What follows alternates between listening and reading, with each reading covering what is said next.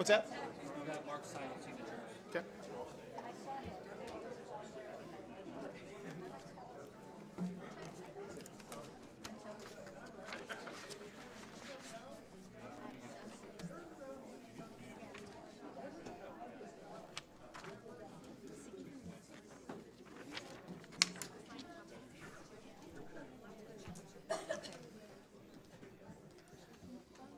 You have an oath here, and you also have one at the podium for you, so you don't Okay. have to carry it if you don't Thank want you. to. Yeah, we need Marco Peck. Okay, so I need to get these signed versions. We did your time. What's that? To get the signed version of all the certificates Two. for the football players and the No. proclamation. But who is? Oh, so I'm You're going to doing be. Okay. Yeah. And they wanted to say a couple words after you do the certificate. Absolutely. That was fine. Very good. So when you're ready. Yeah.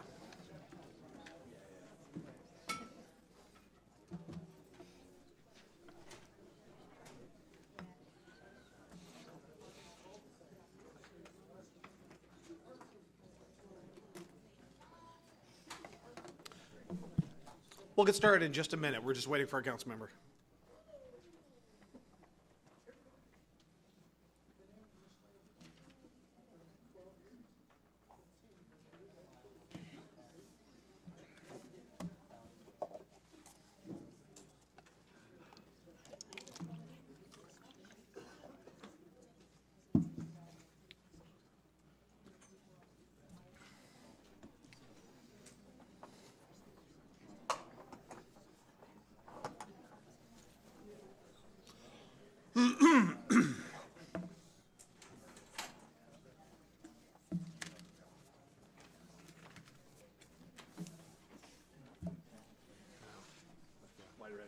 Exactly.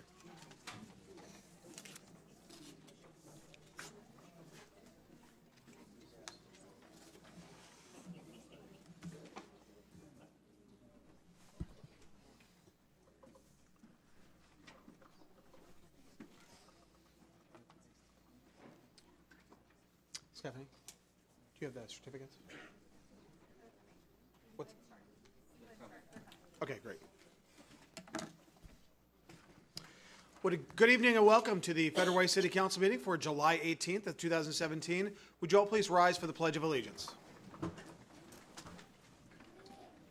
pledge allegiance to the flag of the United States of America and to the republic for which it stands, one nation, under God, indivisible, with liberty and justice for all. All right, welcome. We've got a busy agenda and a lot of folks in the audience. We love to see this many people here. We've got some very special guests and some proclamations we're going to be reading. So let's go ahead and get started. And actually, we've got some new police officers. So at this time, what I'll do is I'll invite our chief, Andy Wong, to come forward and introduce our 4 new police officers, and then we'll have an official swearing in.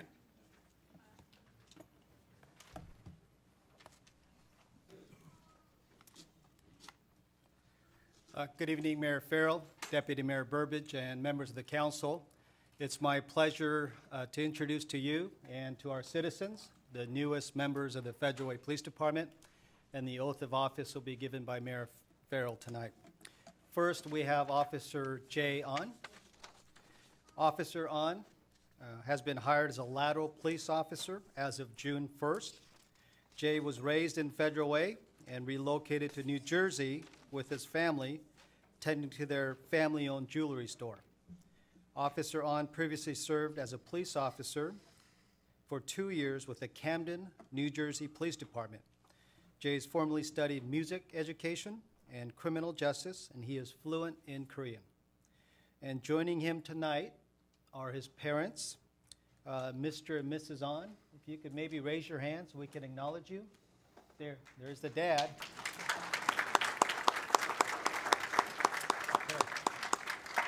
Anyways, you've raised a very fine son, so you've done a good job there. Next, we have Officer Hillary Brim. Officer Brim recently graduated from the Police Academy, and she is currently in our field training program.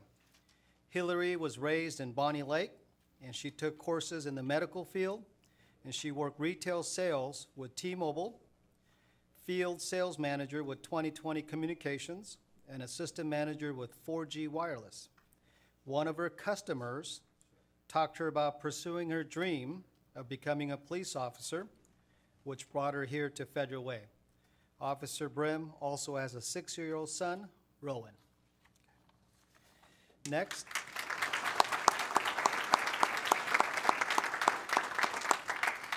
Next, we have Officer Friedrich Yeager. Officer Yeager comes to us as a lateral police officer all the way from sunny Florida. Friedrich served as a deputy sheriff with the Jacksonville Sheriff's Office for the past 3 years, and he earned his bachelor's degree in criminal justice from the University of Central Florida. Officer Yeager also enjoys ice fishing when his schedule allows.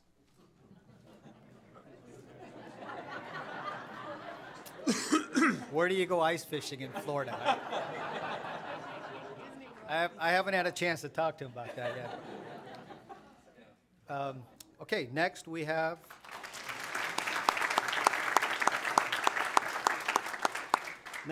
Officer Robert Bracco. Officer Bracco was hired as a lateral police officer as of June 1st. Robert previously served as a police officer with the University Washington Police Department. He is drawn to our organization because he has friends that work here and his desire to work for a full-service municipal police agency. Beyond this, Robert earned his bachelor's degree in criminal justice from Central Washington University and enjoys fishing and trap shooting as a hobby. So please join me in welcoming the newest member.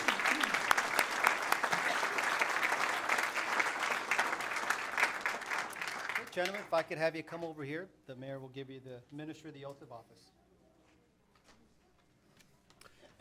Raise your right hand and repeat after me. I, please state your name. Do solemnly swear. That I am a citizen of the United States.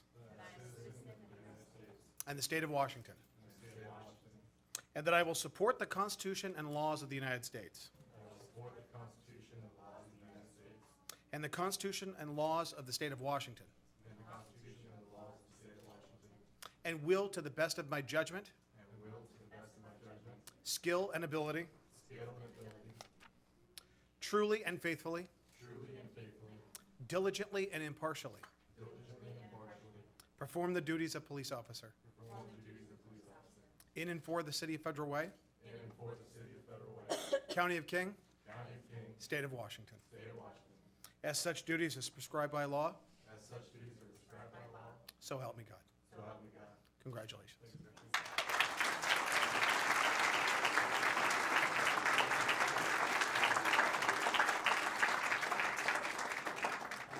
Okay, thank you. All right. Good luck. Thank you. Thanks, sir. Congratulations.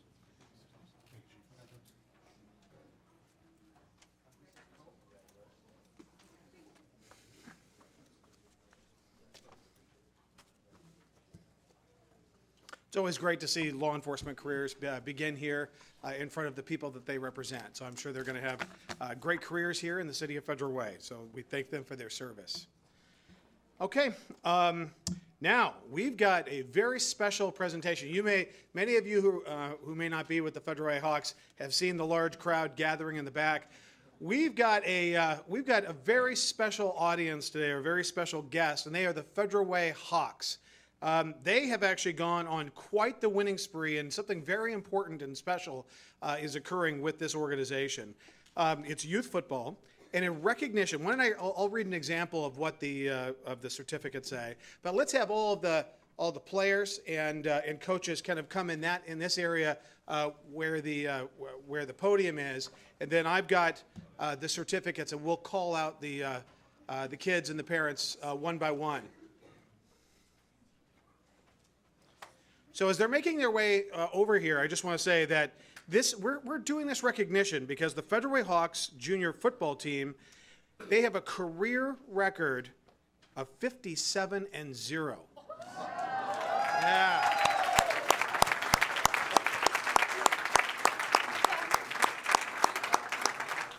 Now that's just part of the story because they're going to be traveling to Southern California to get some real competition down there, because there's a team down there that they're going to play, and they're going to get really an experience at a much higher level. They leave on August 10th, and they'll come back on August 14th to play a game down in Southern California. We're going to hear from their coaches and the details about that, but they're going to be representing us down there in what could be a fairly regular occurrence to get the Federal Way Hawks to find some competition. So what we wanted to do, I had actually run into one of the coaches, and of course there had been a story in the Mirror, and we'd been hearing about what's happening down in Southern California, and we've just been, of course, many of us know people and players that played on the Federal Way Hawks, and we've been kind of hearing about this. So I wanted to make sure that we brought them for a council meeting, and they are trying to raise funds for their trip down there. They were actually at the 4th of July celebration and had a booth, and we're going to hear about those details. But before we go any further, why don't I go ahead, and what we're going to do is I'll read off the certificates. We'll get all the players up here. We'll have the coaches say a few words, and then we'll do a picture. That sound okay to everybody? No. All right. So I'll put I'll pull the coaches. We'll do the coaches last. And we'll have the coaches, I'll introduce those folks last. All right, so each one of the certificates says, in recognition of the Federal Way Hawks junior football team with a career record of 57-0, who will travel to Southern California on August 10th through 14th of 2017, representing Federal Way. On behalf of the mayor and the city council, dated this 18th day of July, 2017. So why don't we do this? Why don't we start? Let's see how much room we'll have.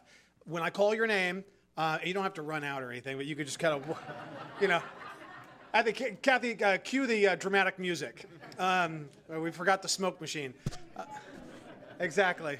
So we'll have the players. We'll start right there at the corner where Kathy's at, and then we'll just have everybody sort of line up in this semicircle. All right. First off the bat is Dylan Bell. Dylan.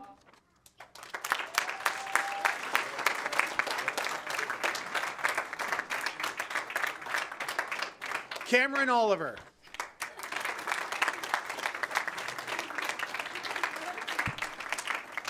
Camden Bible.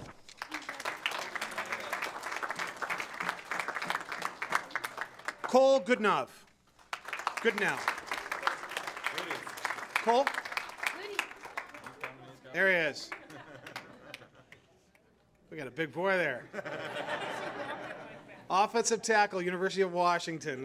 Very, very soon. I've known a few of those guys. All right, Cole Muhlenberger.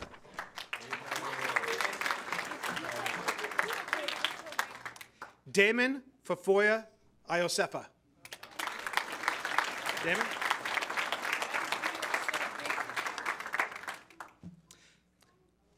Okay, let's see here.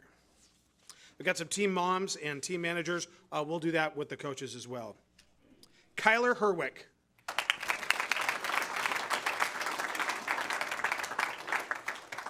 Leland Lopes.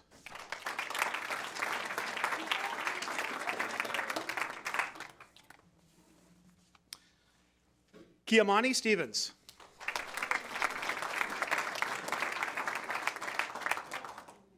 Michael Childress III.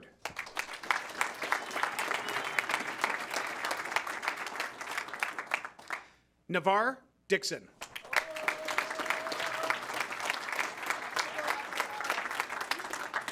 I see you brought a ball ready to play, I see. All right. Nathan Ruiz Gonzalez.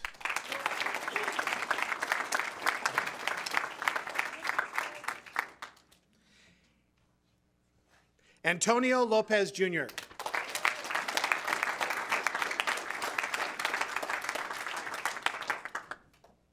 Jonah Riggins.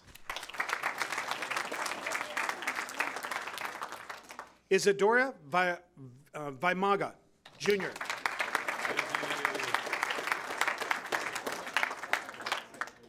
Zachariah Lufau.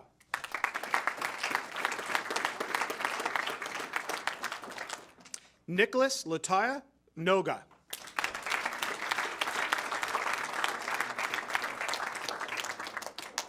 Rashawn Clark.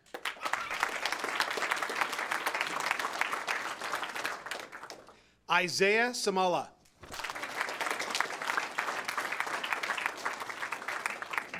Isaiah Tagaloa.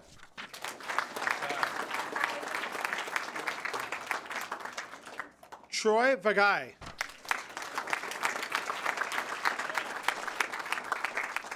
Zedric Tufaga.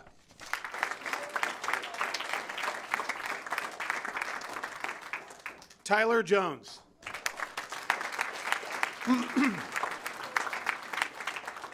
Nico Rivers.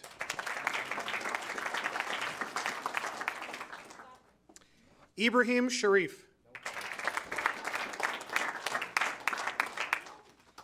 Eldon Malela Tala.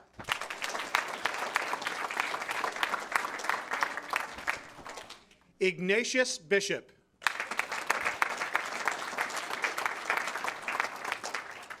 Isaac Sif III.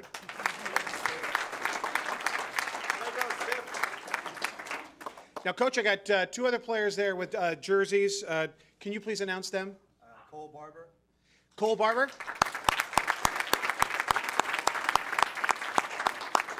And Aiden Gomez. Aiden Gomez.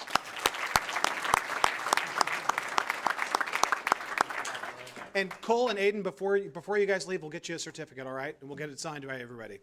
All right, now, this team could not function properly without its team manager and team moms. So behind every great team are parents and a group of people that really help the trains run on time and everybody get on time. So let's hear it for Anita Samala, the team manager. Anita?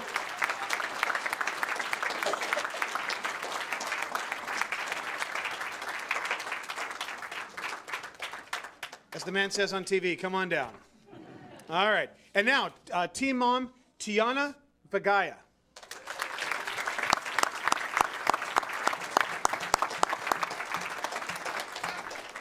Okay. And then we've got our team coaches. I'm going to announce the coaches. And then what I'll do is we've got everybody in order. We're going to pass these out. But I've got the head coach, who I'll announce, and then I'll have you say a few words, and then we'll do a picture. Let's do the other coach. I'll do the head coach last. We've got Coach Dwayne Bell. Coach Bell.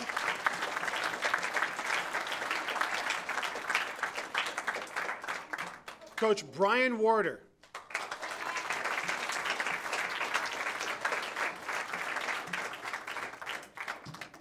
Mike Bible, coach.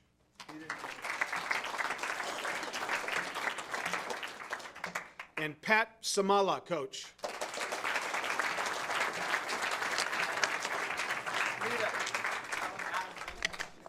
What's that? Adam. Yes. Well, I've got, what is it, Adam, what? Good now. Adam, good now. Come on down. Sorry.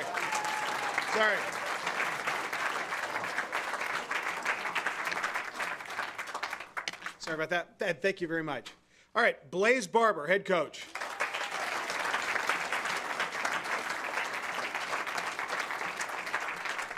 So, Coach, would you like to say a few words while we've got everybody here? Yeah, just, these are my guys. We've been together for a long time. We're traveling down to California, like the mayor told you guys. We have car washes every Saturday at Fred Meyer. I have to clear it. Through August 5th at the Umpqua Bank in Fred Meyer and Twin Lakes. We appreciate, we're there from 10 to 2. We're there from 10 to 2 usually, every Saturday, and we're going to do it every Saturday up until we leave, so we'd appreciate any help the community could give us. As you guys could imagine, it's going to be quite expensive for airfare, hotel, and these guys, some of them look small, but they eat a lot. So, just if we could get as much help as we can, and we wash pretty good. We're not the pink elephant or nothing like that, but we'll give you a good wash. But yeah, I couldn't be more proud of these guys. We've done a lot up here, so we're going to go down to California and we're going to play 2 games now. We're going to play Saturday against the IE Ducks, who, what did they say, 11th? The 11th ranked team in the nation in this age group. And then on Sunday, we're going to play the Dolphins team, who's the 5th ranked team in the nation. So we're going to find out where we're ranked after this weekend. So, but thank you guys.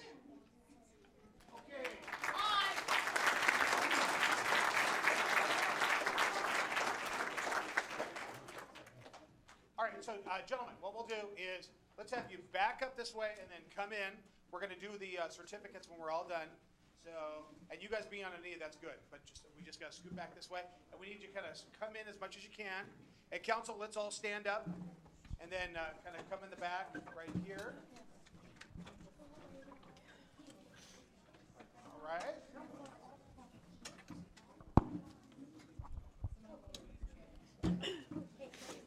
So, Kathy, can you get everybody in?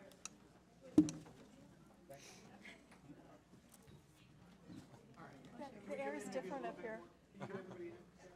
The air is different up here. Don't move, lots of photos being taken.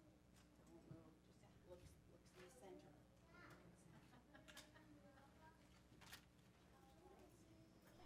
All right. Hold on. Okay, everybody stand Oh, right where your you are, 'cause parents have time. I gotta get your certificates here. And if you all split apart, it's gonna be chaos. Okay, Dylan. Cameron?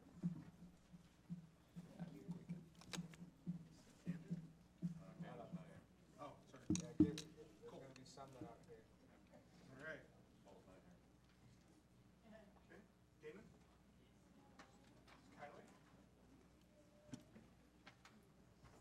Dylan?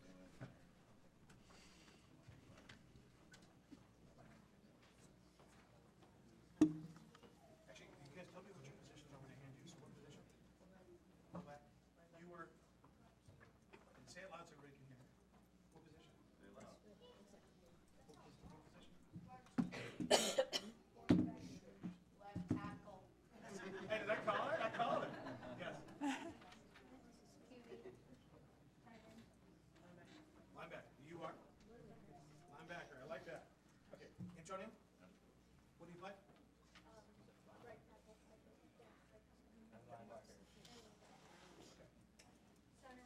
Center.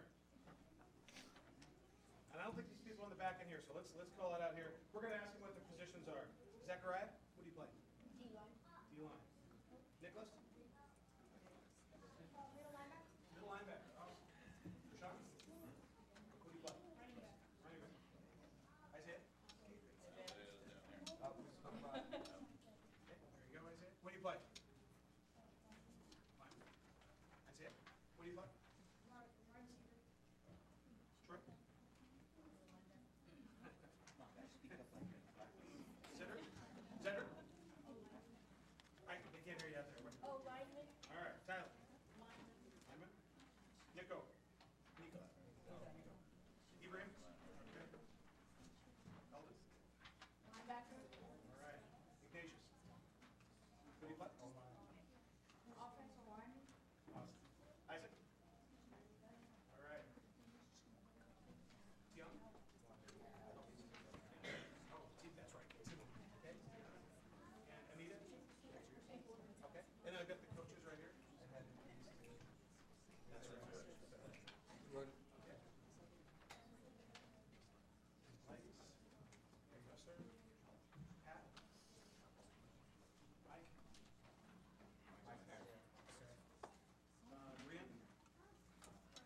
Brian. Brian.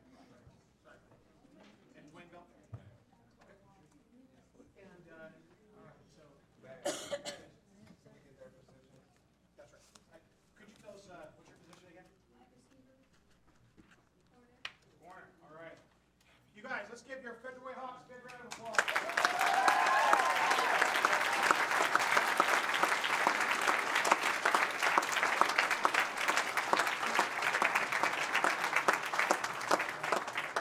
Now, we'll give everybody an update on what happens in the game, okay? Just let us know, and we'll have you guys come back.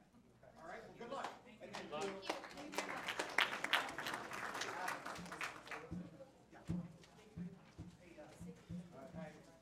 smile.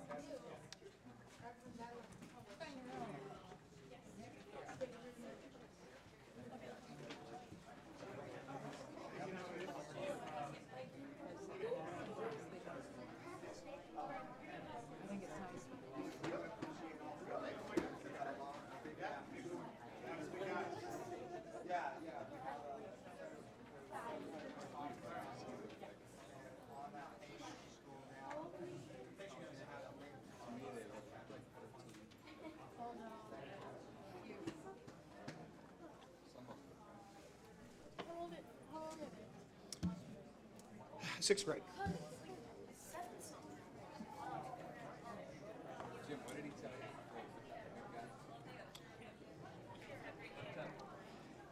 All right. So the big guy that I said was left tackle, he actually knew one of the big offensive linemen I played with at the University of Washington, Kevin Gogan. So he said Kevin Gogan says hi. So he was about 320 pounds and 6'8", so he was quite a big man. All right. This is great. And it's great to see, kids involved in something this positive and this really really historic for our community. So, is Martin?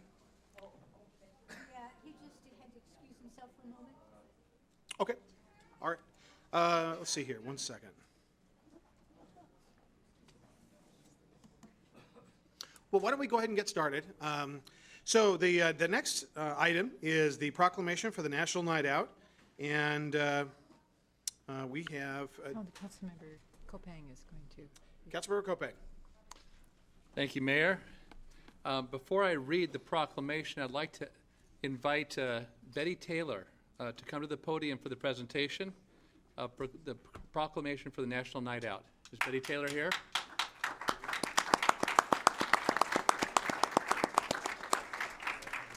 Betty, I'm going to go ahead and start reading while you're coming. National Night Out, August 1st, 2017. Whereas the City of Federal Way, the Federal Way Police Department, and the South King County Fire and Rescue are joining National Association of Town Watch, and whereas thousands of other communities across the United States by supporting the 34th Annual National Night Out to be held this year on August 1st, 2017, and whereas the National Night Out is designed to strengthen neighborhood and police community partnerships, heighten crime prevention awareness, and send a message that our neighborhoods are organized and vigilant, and whereas the National Night Out is a great opportunity to learn about neighborhood safety and to spend time with our neighbors, and whereas the City of Federal Way officials, Federal Way police officers, and South King County and Fire and Rescue firefighters will be visiting the Federal Way neighborhoods that register for National Night Out. Now therefore, we, the undersigned, Mayor, and City Council of the City of Federal Way, do hereby call upon all residents of Federal Way to join us and the National Association of Town Watch in supporting the 34th Annual National Night Out on August 1st, 2017. Signed this day, the 18th day of July, 2017. So I would just want to say Betty Taylor has been a vocal proponent of this and really was very persuasive in getting the City Council to adopt the National Night Out. So she deserves all the recognition that comes with proclamation. So.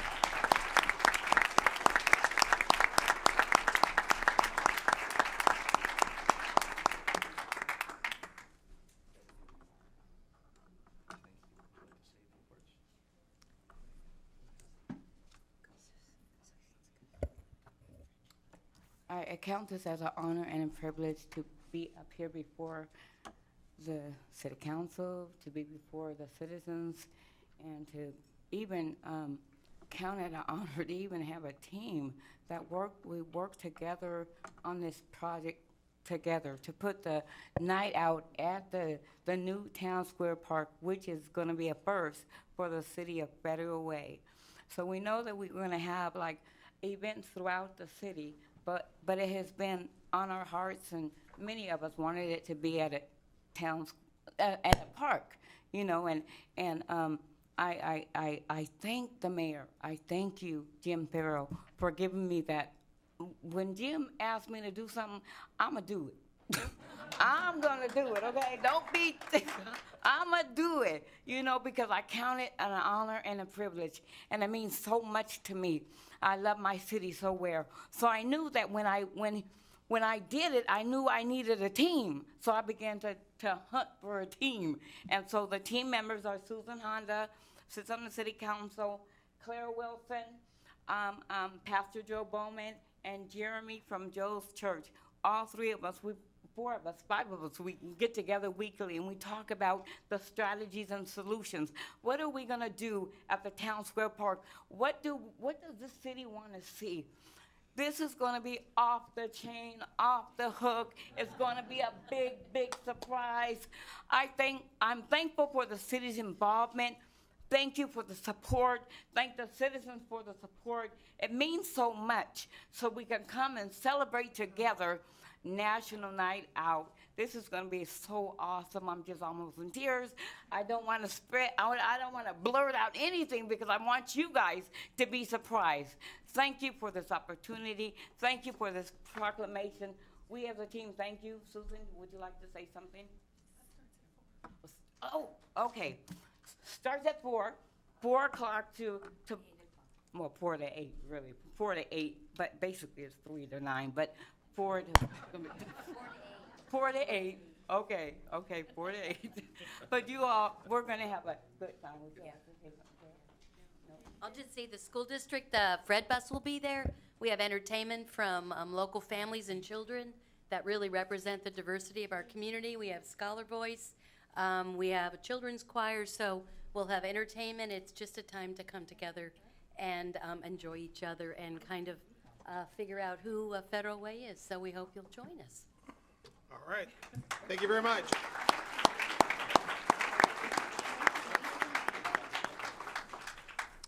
Okay, next we have a proclamation for International Friendship Day.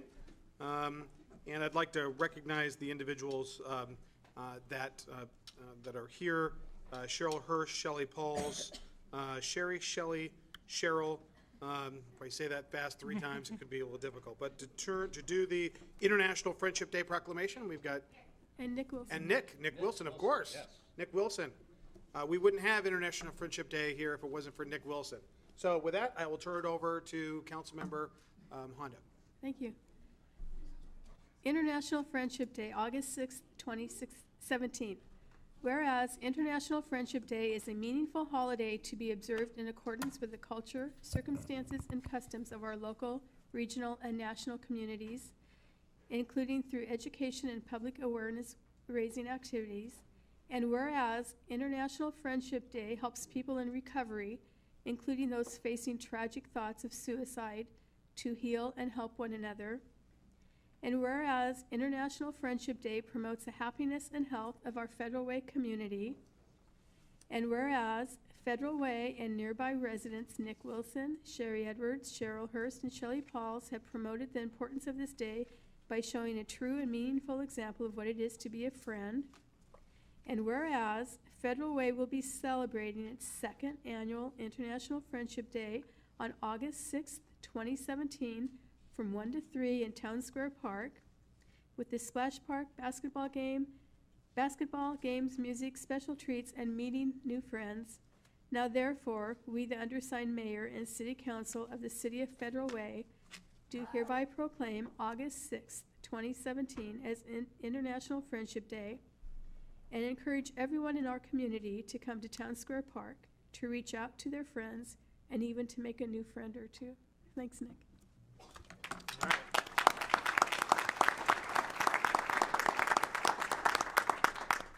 And as Councilmember Honda is making her way over there, Nick, we remember just a short year ago that you were here and had this great idea, and you had all those great quotes about friendship. And we had that first event last year, and it was great. But I think we're going to, with the volunteers we've got in place now, I think we're going to take this to the next level. So, Nick, would you like to say a few words?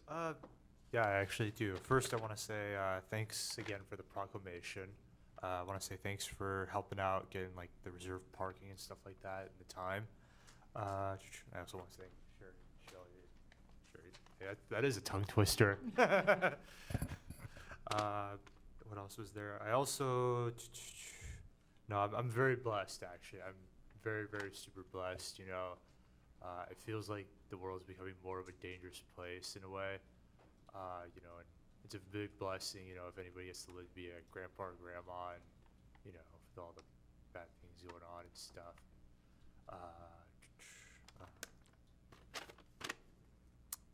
Oh yeah, so the event is basically from 1 to 3 p.m. on August 6th. I don't know, did we state that already? Okay, just want to be sure.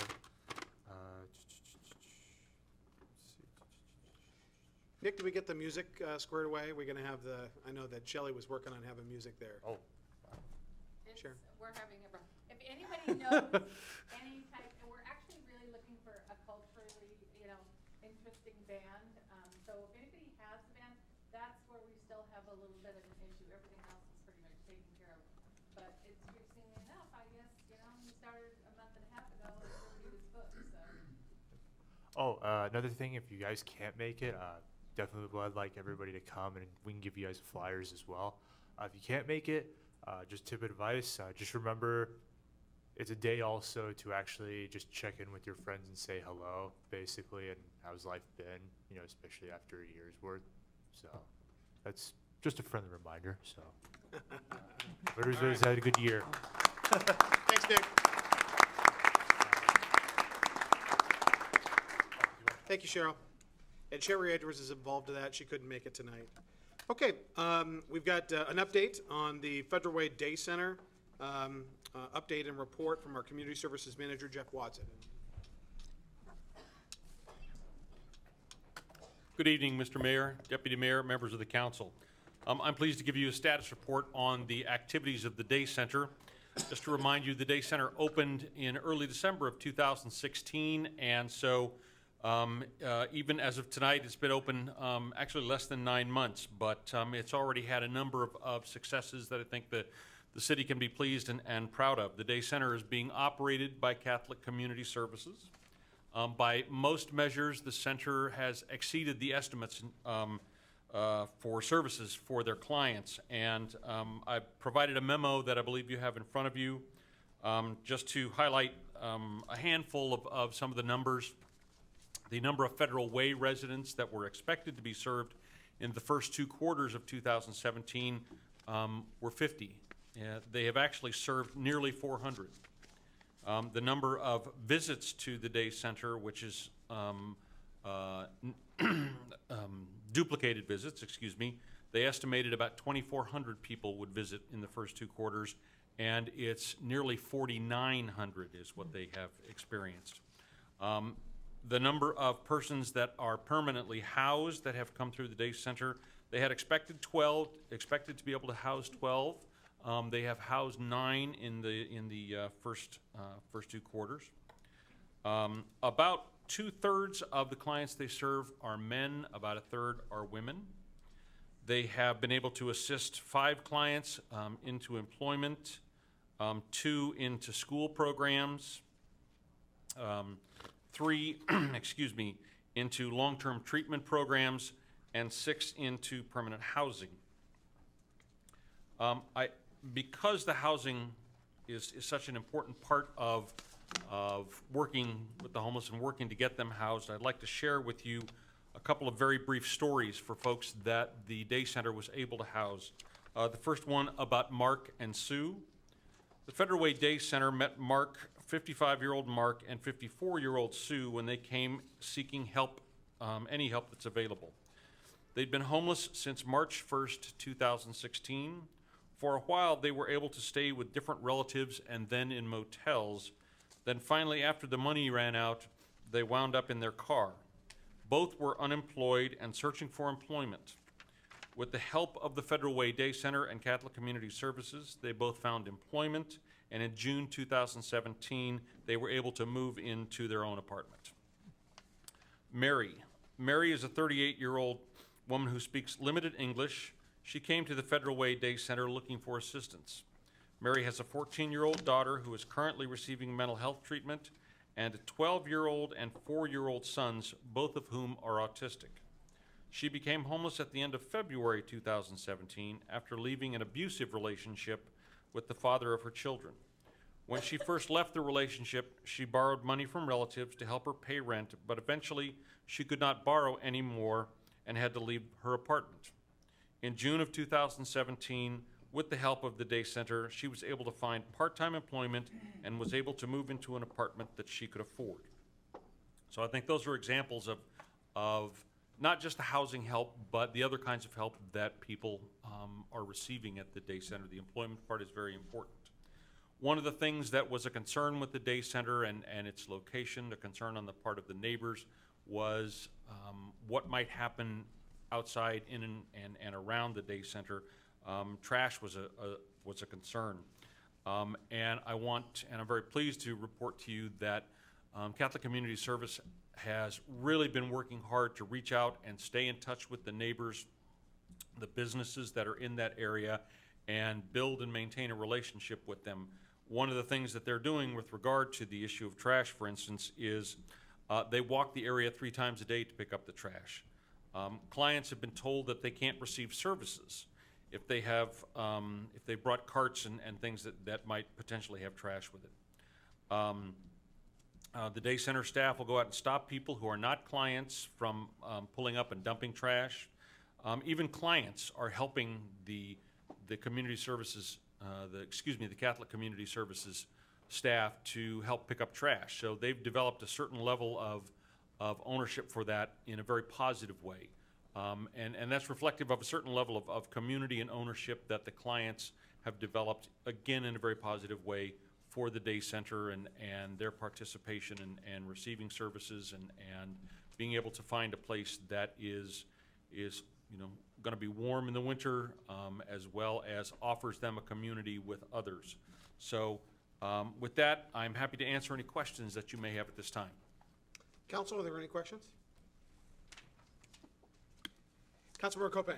Jeff, I just want to say thank you for the report. I know the committee was very pleased with the results, and it's good to see the trends that we observed in the last meeting continuing to improve. So appreciate your diligence in working with the group to make sure that we have a great outcome from this.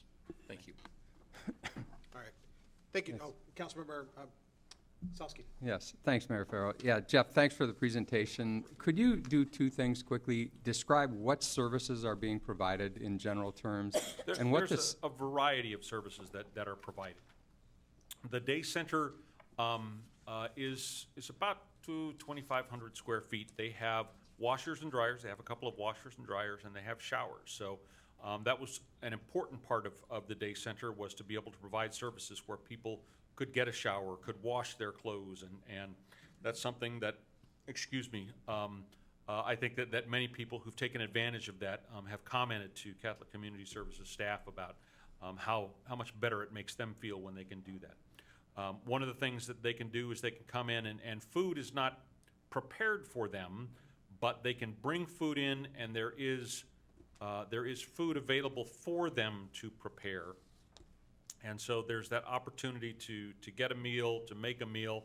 One of the stories that we heard actually early on is someone who brought in the makings for burritos, and in addition to serving himself, he offered it up to whoever else was there to take advantage of.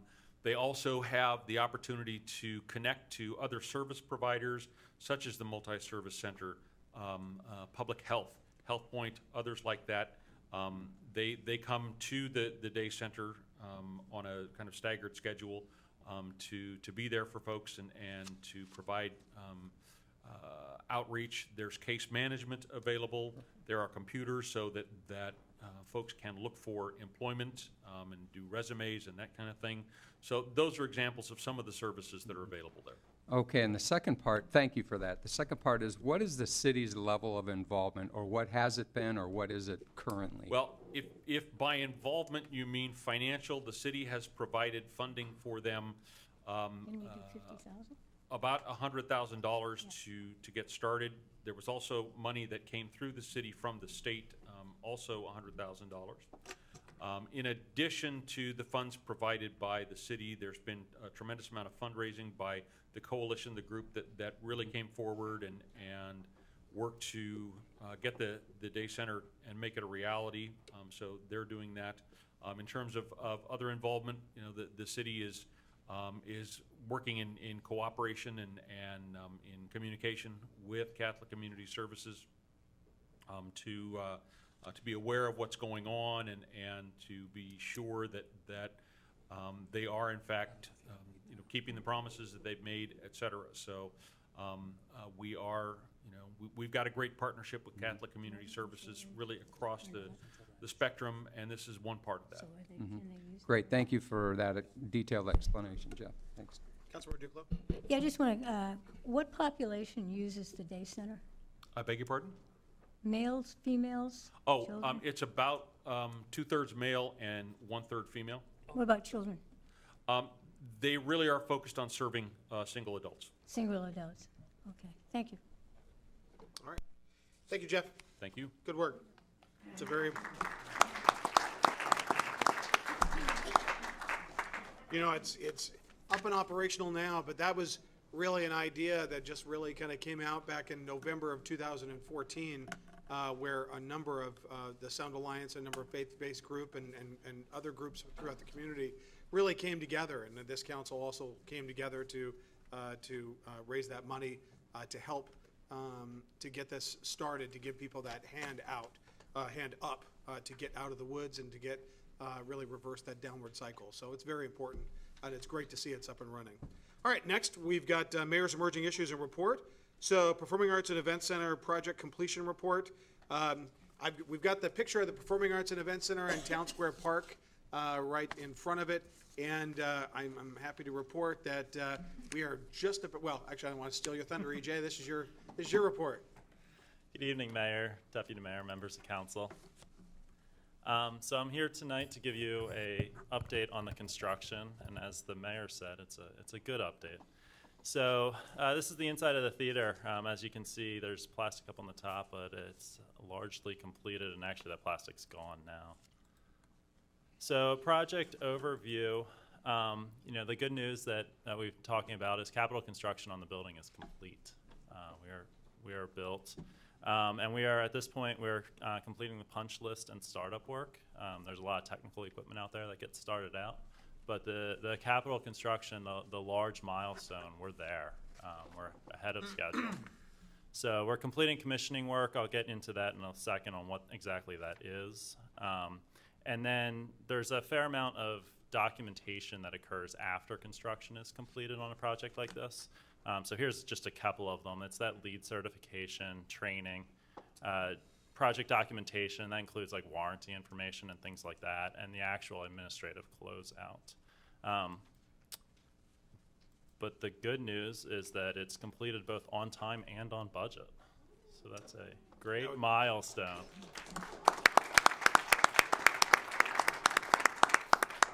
I do want to update everybody that we did receive the $2 million in new market tax credits. That's now in our accounts, which means we've raised just about $24 million out of the $32 million for this project. So great work to everybody that's been involved in getting this. So go ahead. So this was the fall of 2015, and the pictures are just going to play through. So in a little over 2 years, you know, this is what we've gone through. This has been council's vision for a long time, and it's amazing how quick, once the construction guys get on site, it actually goes. It seems like it was only yesterday that I took a lot of these pictures. You know, this is a very detailed building, as you can see by the pictures going through here, and there's a lot of complicated construction systems that go into it. So throughout the course of this, there have been, you know, things that have come up that we've worked through, but, you know, by and large, this project has gone very well. You know, we didn't hit any major problems with the foundations. We didn't hit any major problems with the structural steel that you see going up in front of you.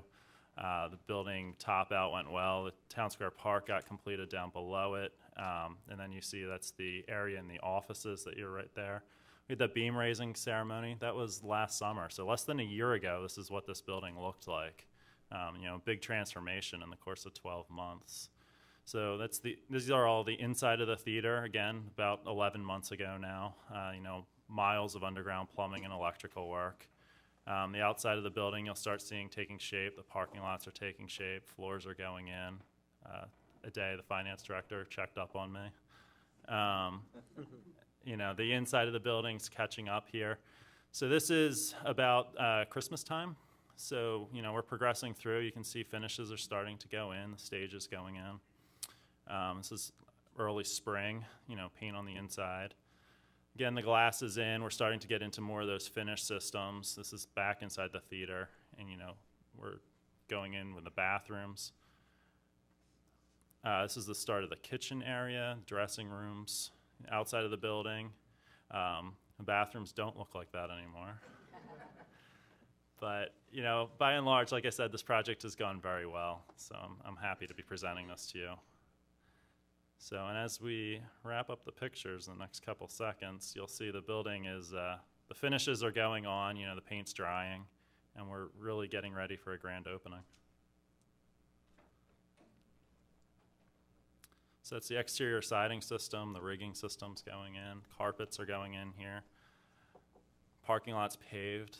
I'm very happy to tell you that. After all the rain, it's been an exceptionally wet season this year. That was one of our big challenges this year, was just the weather. We got seats. So again, the kitchen, you can see equipment going in. That's the fire curtain that you see going up. A lot of electrical. Dressing rooms, landscaping's going in. You have a finished siding system. Now the bathrooms have partitions. So concession stands, these are the panels inside the theater. Classrooms are looking more complete. The landscaping's finishing up in these pictures. More carpets are getting installed. This is the main mezzanine level outside.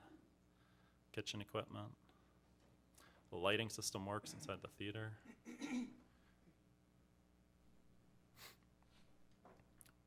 Landscaping finishing up.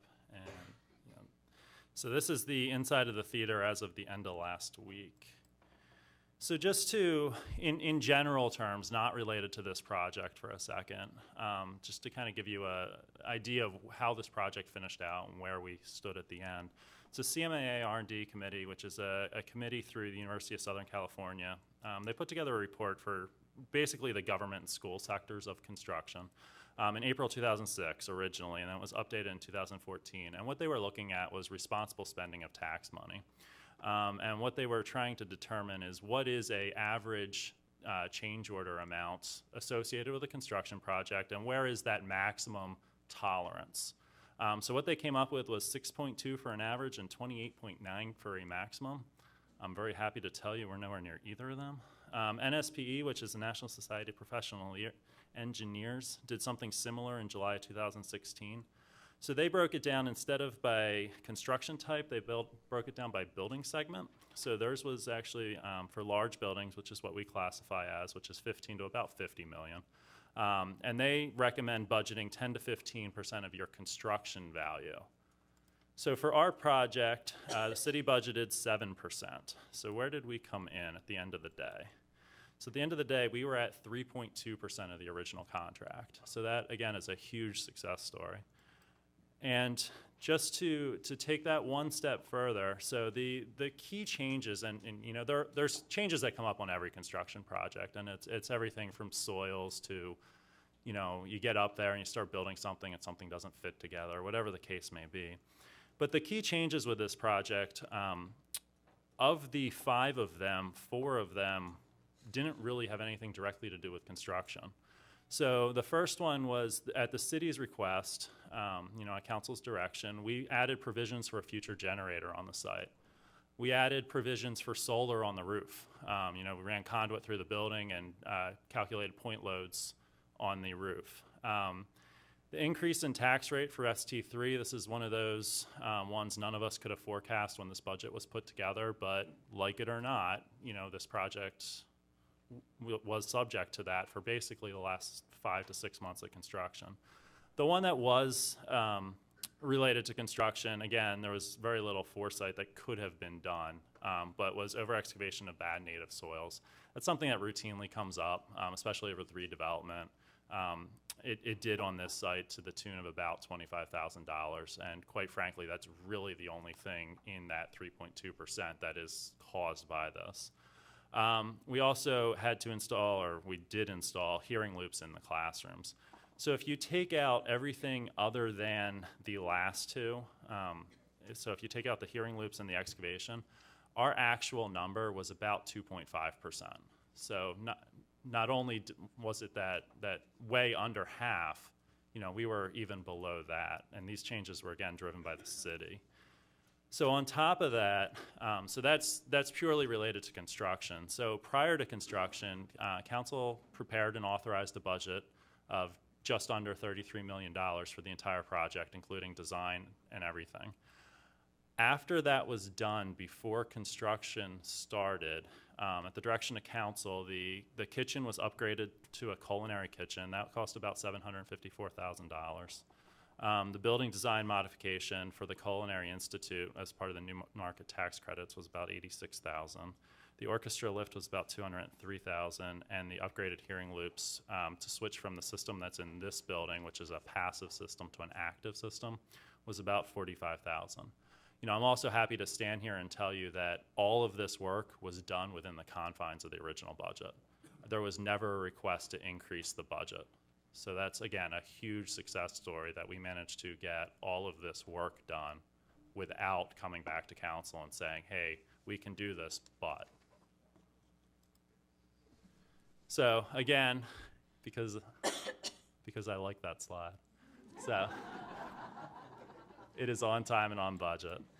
So here's a couple pictures from the end of last week, the beginning of this week. You see the finished siding system, and this is the pictures that I showed you on the slideshow didn't really address the final finishes because I saved that for this part.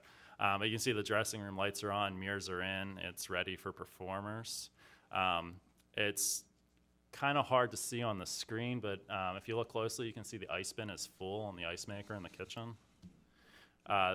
The women's bathroom has a lot of stalls, and you can see they're all in. It's not military-style bathrooms anymore.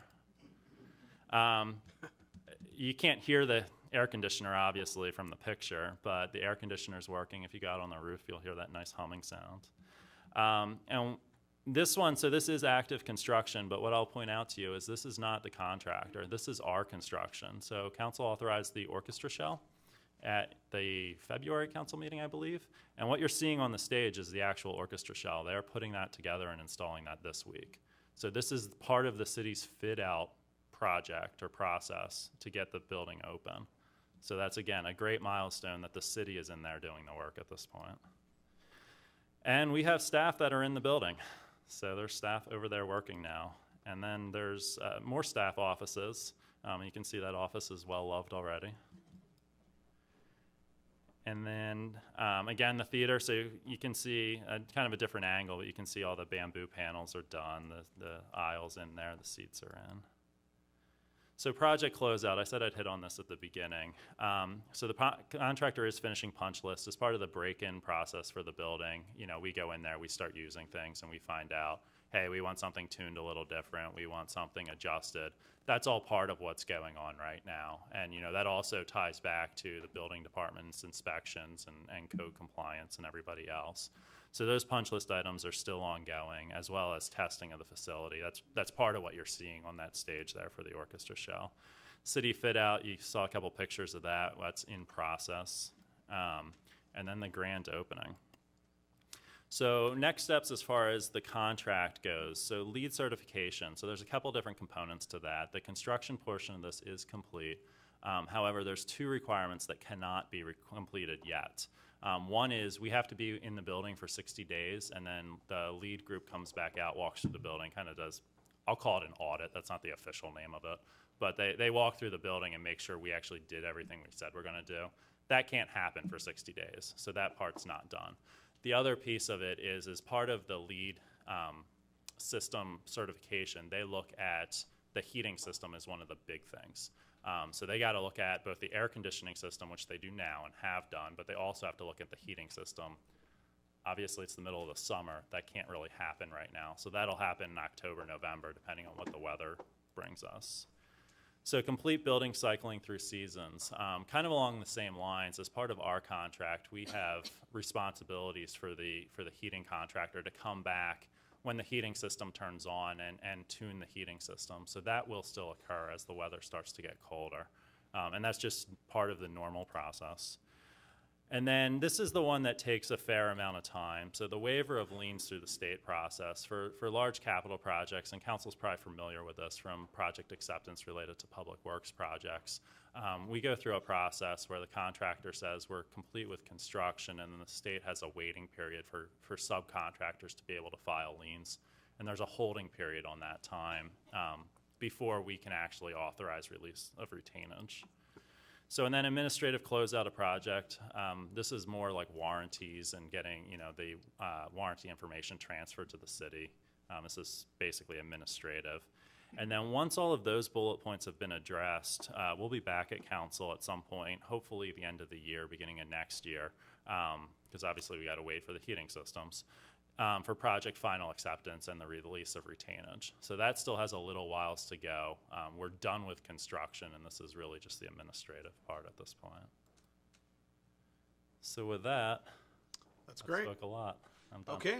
Well, we've got a room full of people. Great job. Let's go. Great job.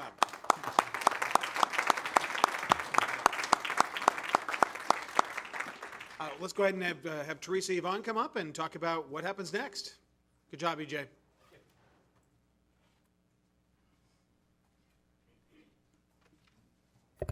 That wasn't my desk. So let's see, where am I? Right here.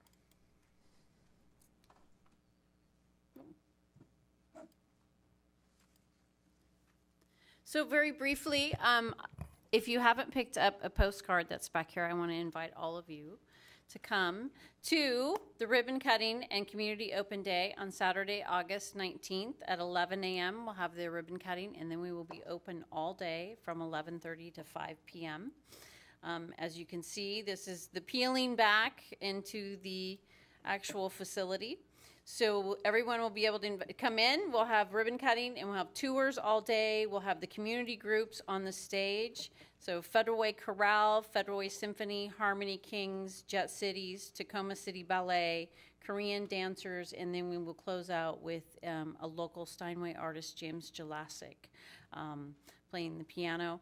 And then we will also have King County Library here doing story time, nutrition lectures. I've just confirmed Todd Marshall, the poet laureate for the state of Washington, will be here. And then we'll close out with open mic night in one of the lecture rooms. And we'll, of course, like I said, we'll have tours and things going on in the lobby all day long. Concessions will be open, ticket sales going on, rental information, and of course the patrons lounge will be open upstairs for everyone to come in and partake. And then, of course, after that, we have the gala fundraiser with our nonprofit partner, the Performing Arts Foundation. This is going to raise money for our Arts for Youth program that we will be doing throughout the season. We have performances coming in that have matinee times for the students to be able to attend at a rate of $5 per student. So if you have kids or no students in the schools, please let them know that that will be happening. That's Saturday, September 9th at 8 o'clock. And with Sergeant Pepper's Lonely Hearts Club Band, we hope you will enjoy the show. Sergeant Pepper's Lonely Hearts Club Band, sit back and let the evening go. so I invite you all to come out, and if you would like to come to the production of Rain, that would be great. Tickets are available online. Single tickets are available, or you can come to the dinner and the show. It is the 50th anniversary of the Sgt. Pepper's tour, so they will be doing that album in its entirety. And with that, Council, if you have any questions, I'd be happy to answer them. Council, any questions? Deputy Mayor Burbidge? Not so much a question as a sincere appreciation for the fine work, and to both you, Theresa, Yvonne, and to EJ, certainly, for bringing that project in on time and budget. That's very impressive. That contingency is so low, And we're all eager to go to the opening. So see you there. And thank you to Councilmember Dukla, who told us to get that that contingency budget up to 7%. Right. She's done enough projects. She was the executive director of the Multi-Service Center for years and years, about 15 or 16 years, and built quite a number of buildings. And so she's our resident expert on the council up here about getting things done and building things. So, Councilmember Dukla, were you going to say something? Oh, I was just going to say, yeah, I'm glad to see that we did add a little extra money into the contingency from 500,000 to 500 to what it is now. And I'm really, really pleased with the project. I had a tour not too long ago. Very impressed. This is going to be very successful, and I'm looking forward to the Beatles. When the meeting's over, we'll cue the music again. All right. Thank you. All right. Great work, you guys.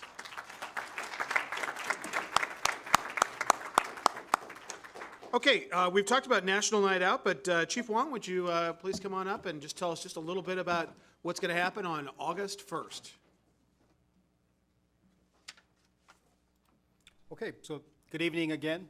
This year's National Night Out event will be held Tuesday, August 1st, exactly 2 weeks from tonight. It'll be a primary election night. It'll be 6 p.m. to 9 p.m. So far, we have 25 neighborhoods and groups that are participating.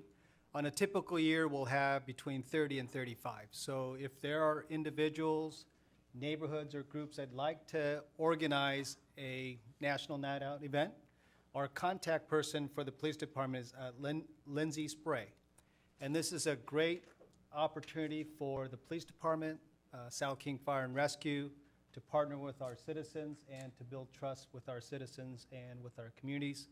We can't fight crime alone, so we partner with our citizens, and this is a great opportunity for you to get to know your neighbors.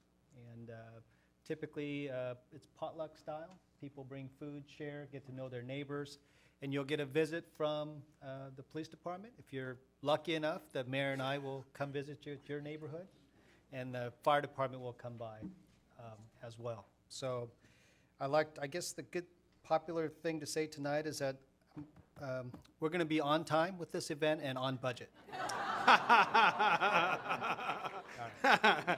Well, and the chief always tells me I've got to make sure I pace myself because I always eat way too much fried chicken at the first two events, and by the time I get to the 6th or 7th, it's tough. He's disciplined. He can wait till the second event. I'm usually done at the first stop. So. It's great to see we've got well over 30 of these neighborhood groups.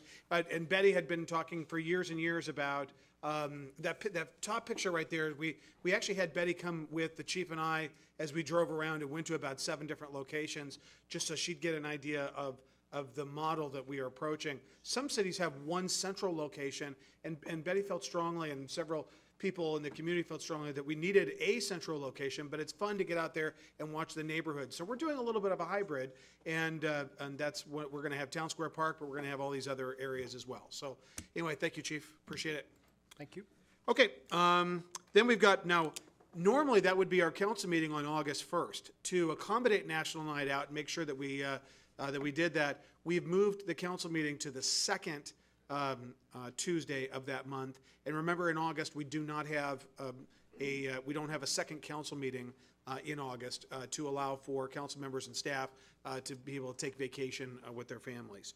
So again, the next city council meeting will be on Tuesday, August 8th, 7 p.m. in this room. All right, then we've got the Kiwanis Salmon Bake. I'm sure several council members are going to be talking about that, but it'll be on Friday, July 28th, from 4 p.m. to about 8 p.m., I believe. But you'll hear more details about that. Town Square Park Movie Night. It's just amazing. If you haven't driven by Town Square Park recently, it's just absolutely amazing to see the kids playing in the splash park and to see people really enjoying their rejuvenation and rebirth of our downtown. We're going to have movie night on Saturday, July 29th. Saturday, July 29th. It is free to the public. We're going to have the movie. You know what? John Hutton is our Parks Director. John, this is your show. Go. Thank you, Mayor, Deputy Mayor, and members of the City Council. I just want to invite the entire community out for a great night at Town Square Park. We will have the movie Sing, which is a fantastic family movie. That will be on the 29th at 9 o'clock. We do offer, as the Mayor mentioned, it is a free event, so we will be on budget and on time.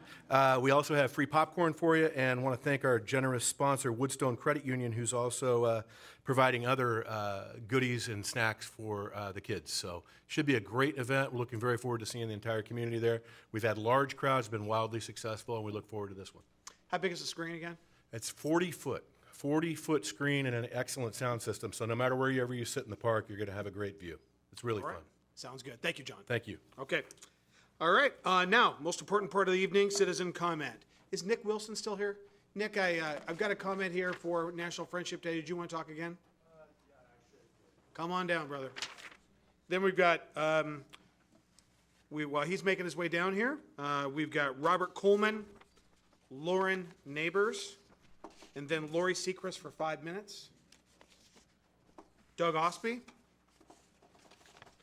Deborah Hanson for 5 minutes, and Mark Green. Nick. All right. So about Friendship Day, I hope we can actually also get other groups, possibly maybe people from the multicultural group to come, possibly, and possibly have the Black and Brown Summit. I also wanted to thank some of our police officers as well. First would be Sergeant Gangler, I think I pronounced that right, for not giving me a ticket for not wearing my helmet and gave me a nice fair warning. See a lot of that on the sidewalks, so that just want to say thanks for that.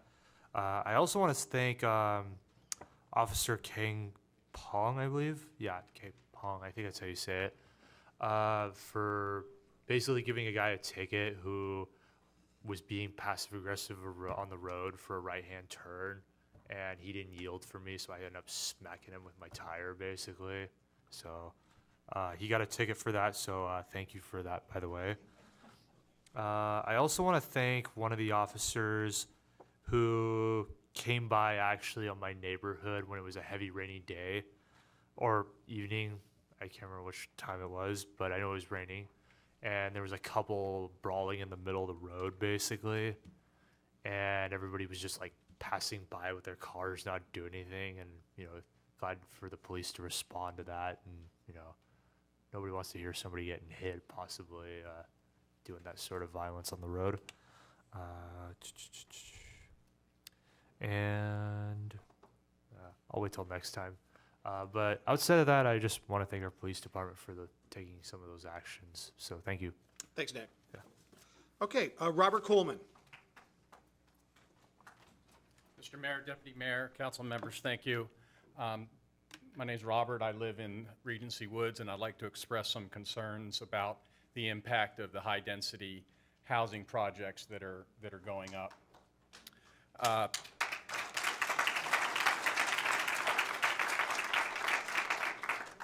Thank you. A lot of work will go into that project, I'm sure, traffic studies, engineering reports, and such, but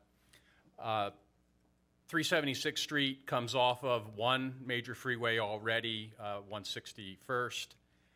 There's a lot of traffic in the area, the tractor trailers, the Lloyd's trucking. A lot of members of the community probably share my concern that we would be connecting one freeway with another at the expense of 376th. Right at the terminus of 19th Way South and 376, there exists a public park where there are already young families and kids right there.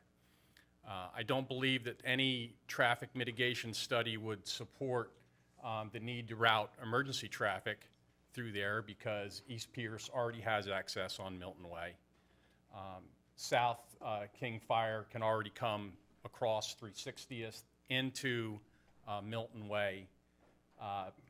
There is a lot of property there at Wild Waves if there was a need to put lights at 369th and connect people back up to 161st along 19th. But there are increasing traffic conditions due to the I-5 projects already. And like I said, it might be convenient, but you would in effect be connecting one freeway with another, 99 and 161st, at the expense of our neighborhood, and I don't think that there's any public need to do that. So, thank you. All right, thank you, Rob.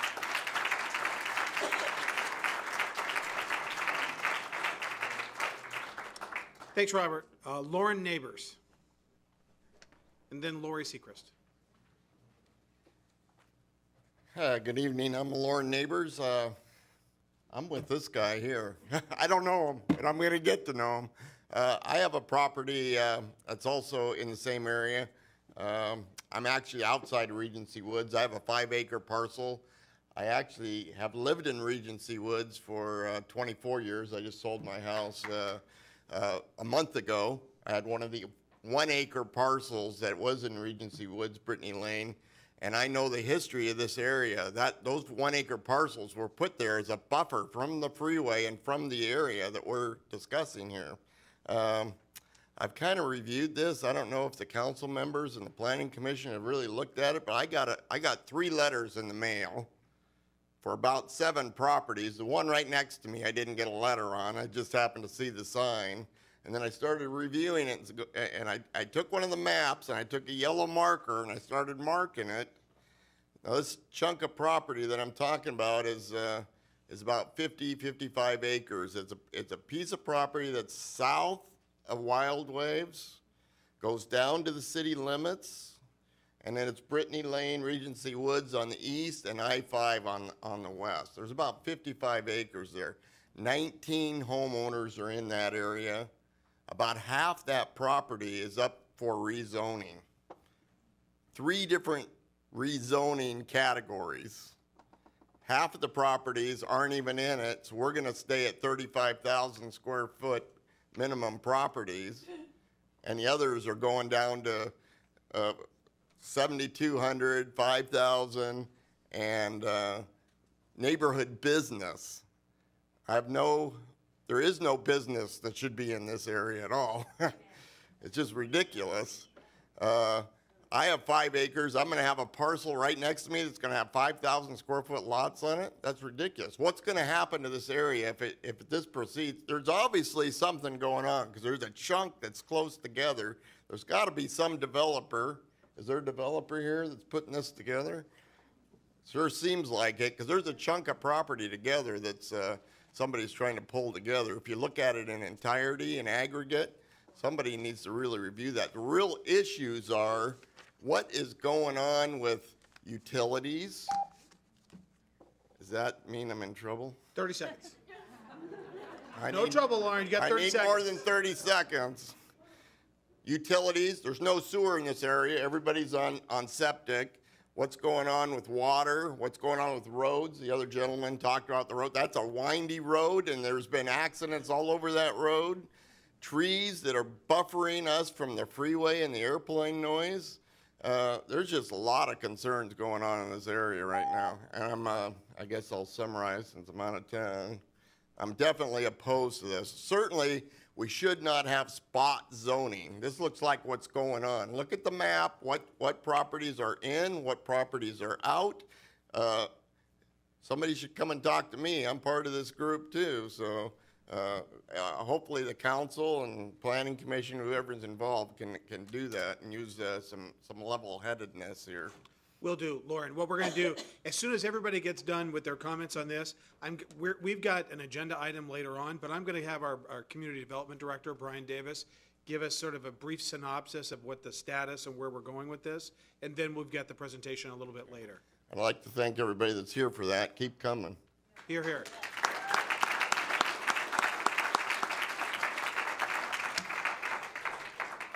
Okay, and Lori Seacrest for 5 minutes, please. Okay, good evening, Mayor Farrell, Deputy Mayor, and council members and friends. I am Lori Seacrest and the proud president of the Save Weyerhaeuser Campus Organization. Tonight I wanted to give kudos to the City of Federal Way Parks and Recreations Department, specifically to naturalist guide Tony Collins, who I had the great pleasure of spending several hours with on Saturday exploring and learning about the West Hyla Bros Wetlands Park. So one very important aspect of the West Hylebos wetlands is that it is only one of the 5 equally integrated systems of the Hylebos watershed, and Federal Way is fortunate to have 3 of the 5 areas within its jurisdiction. The first area is Panther Lake Open Space. It is the headwaters of the Hylebos and part of the BPA Trail. The wetland area of Panther Lake provides essential wildlife habitat. The second area is the West Hylebos Wetlands Park. It has over a mile trail network through 120 acres of unique old-growth forests and wetlands in the heart of Federal Way. These wetlands are equal part wildlife refuge, ecological and hydrological conservatory, nature trail, and pure natural wonder. The on-site caretaker houses are a brilliant use of resources and one we would like to explore as we move forward in the acquisition of the North Lake Shoreline Conservancy property. The third area, which begins in Federal Way and travels south to Milton's interurban trail, is the East Hylebos Ravine. The ravine is one of the last remaining sections of the Hylebos Creek and has significant buffer zones and wetlands and riparian forests that cool the streams and absorbs the stormwater. So more must be done to preserve and protect this vital part of the Hylebos watershed. So only a hop, skip, and a jump from Federal Way are the other 2 vital areas of the Hylebos watershed.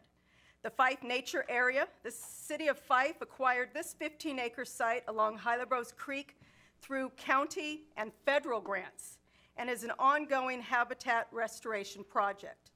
The city of Fife operates and maintains this park with the help of volunteer groups. The city of Federal Way should learn from this project and explore the same county and federal grants for the preservation and the acquisition of the North Lake Shoreline Conservancy. And lastly, the Hylebos Waterway. It's also known as the Place of Circling Waters. This is a 30-acre habitat site located at the mouth of the Hylebos Creek. There is a public overlook which provides the views of the intertidal marsh, stream channels, and forested open space.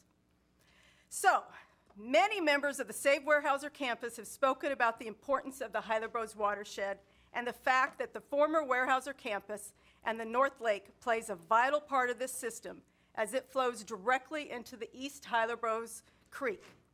We've spoken about the fact that Weyerhaeuser was a great steward to this land and that the city did not have to play the important role in protection of this area. Well, we all know that this is no longer the case. Times have changed. Weyerhaeuser is no longer our steward, but it's time that the city takes on this role.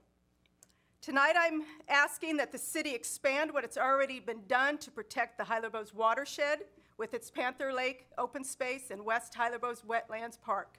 You do not need to reinvent the wheel. So many great things were done at these 2 Federal Way parks and can be mirrored at the East Hylebos North Lake Shoreline Conservancy area. You must also learn from and partner with our neighboring communities. If we do not protect the equally vital East Hylebos, all the time, money, and resources put into the other areas over time will be proven to be wasted. So the Hylebos watershed is equivalent to a living body. One should not expect or hope that by simply applying sunscreen to protect the left side of the body, that cancer may or may not occur on the unprotected right side. The survival of the entire Hylebos watershed is dependent on what is done at the former Weyerhaeuser campus and is truly in the hands of the city of Federal Way. So to quote the late environmentalist Aldo Leopold, we abuse land because we regard it as a commodity belonging to us. When we see land as a community to which we belong, we may begin to use it with love and respect. Thank you.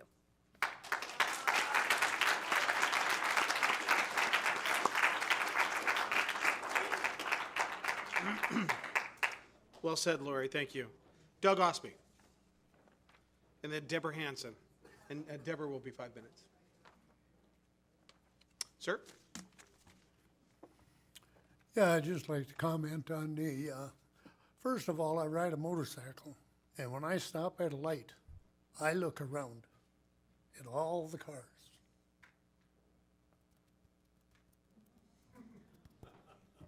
And then when they take off, they're like this. 3 women, not picking on women, 3 women have tried to drive over me. And I know I'm going to get the worst of it. I think it's about time that start getting rid of them people that are doing this. Second of all, when you come to a stop sign, look at the brake lights. 20% of them are probably not working. 50% of the people do not use signal lights. And people will be, they're going to get into an only lane, but first they got to get into another lane. They'll pull over into that lane or into the turning lane, and just before they turn, they put on a signal light. I mean, what the hell? It don't make sense. All that makes everybody's insurance goes up when you get this kind of stuff. And I had a lot more to say, but I didn't write it down, so I forgot it. And don't laugh, you'll be old someday yourself. Thanks, Doug. I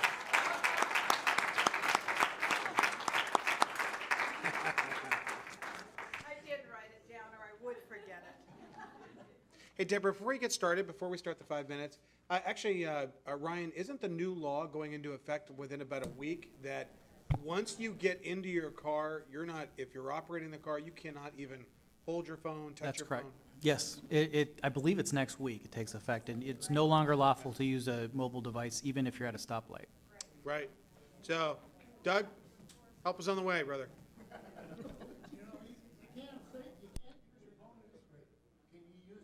Cannot touch it. Cannot touch it. Right. All right.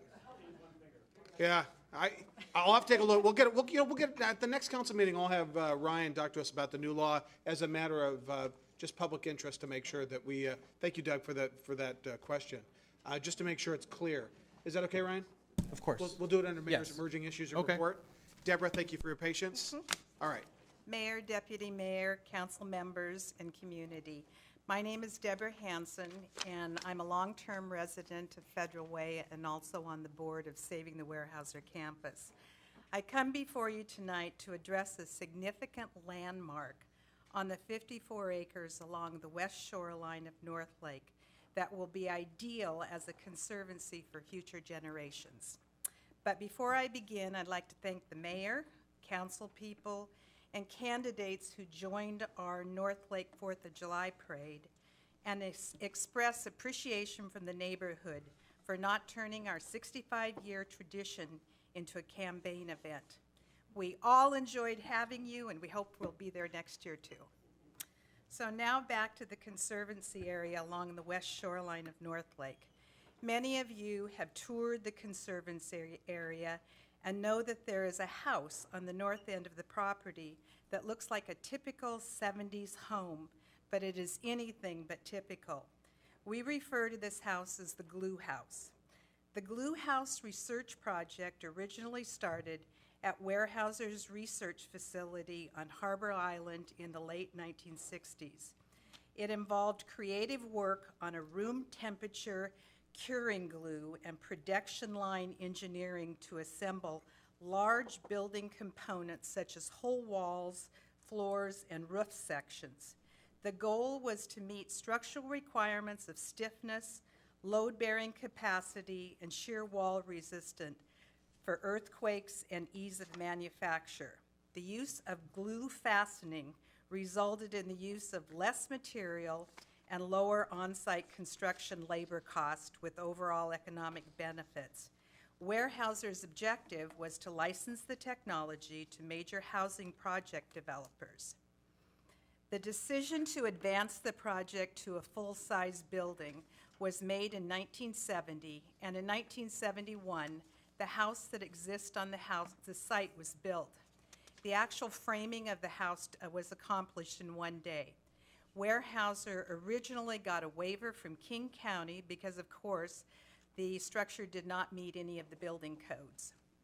The original plan was that it was to be dismantled within 3 years.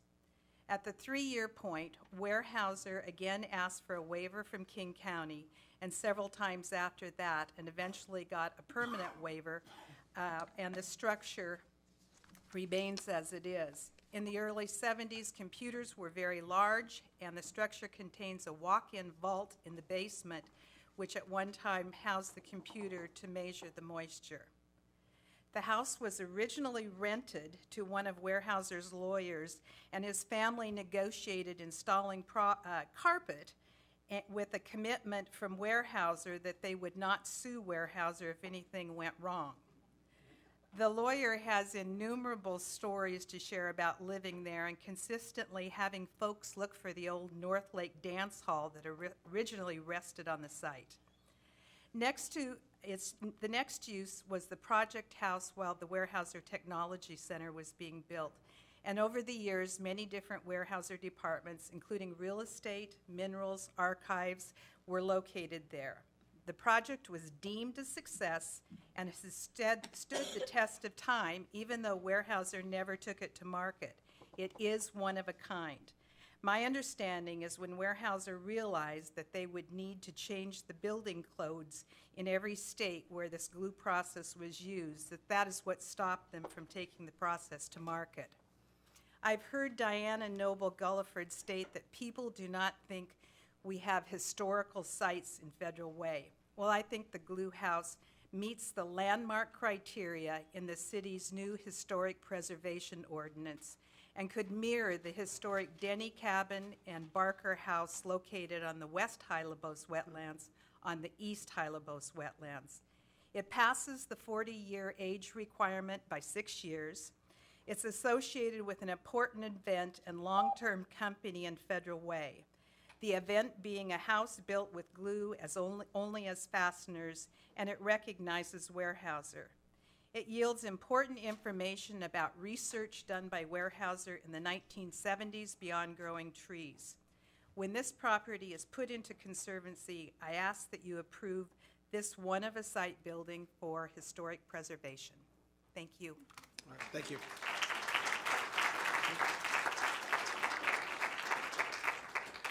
Okay, Brian, let's talk about that when we. Now or later? No, later. We'll talk about that. All right, Mark Green, and then Suzanne Vargo, and then Chuck Wolber or Walker. Okay. All right, Mr. Green.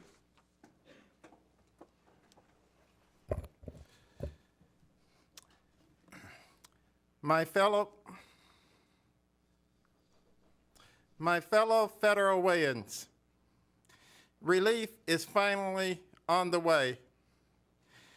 And I don't know if it's metaphorical or literal, but the Sewant, McGinn, Jessen Farrell, Jayapah Radical Left hotline to Federal Way City Hall will soon be disconnected and dismantled in January. America, with Federal Way Washington as one of its beacon lights, faces a crossroads now.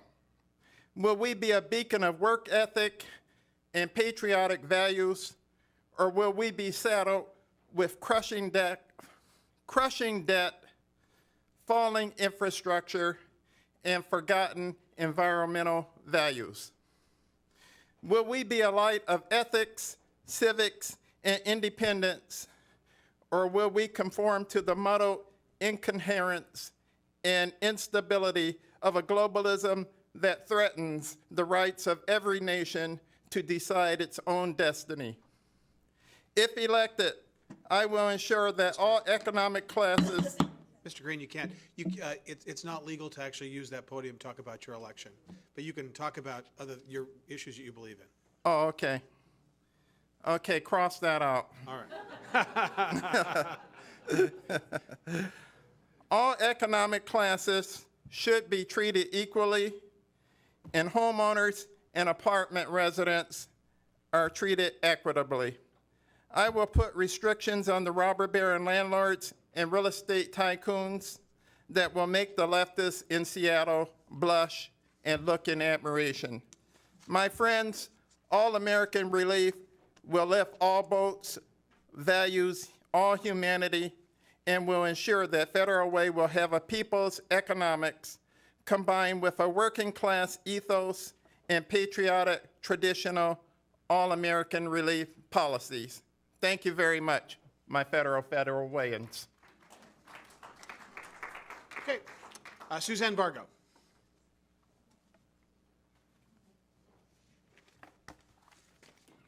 Good evening, everybody, Mayor, Council, friends.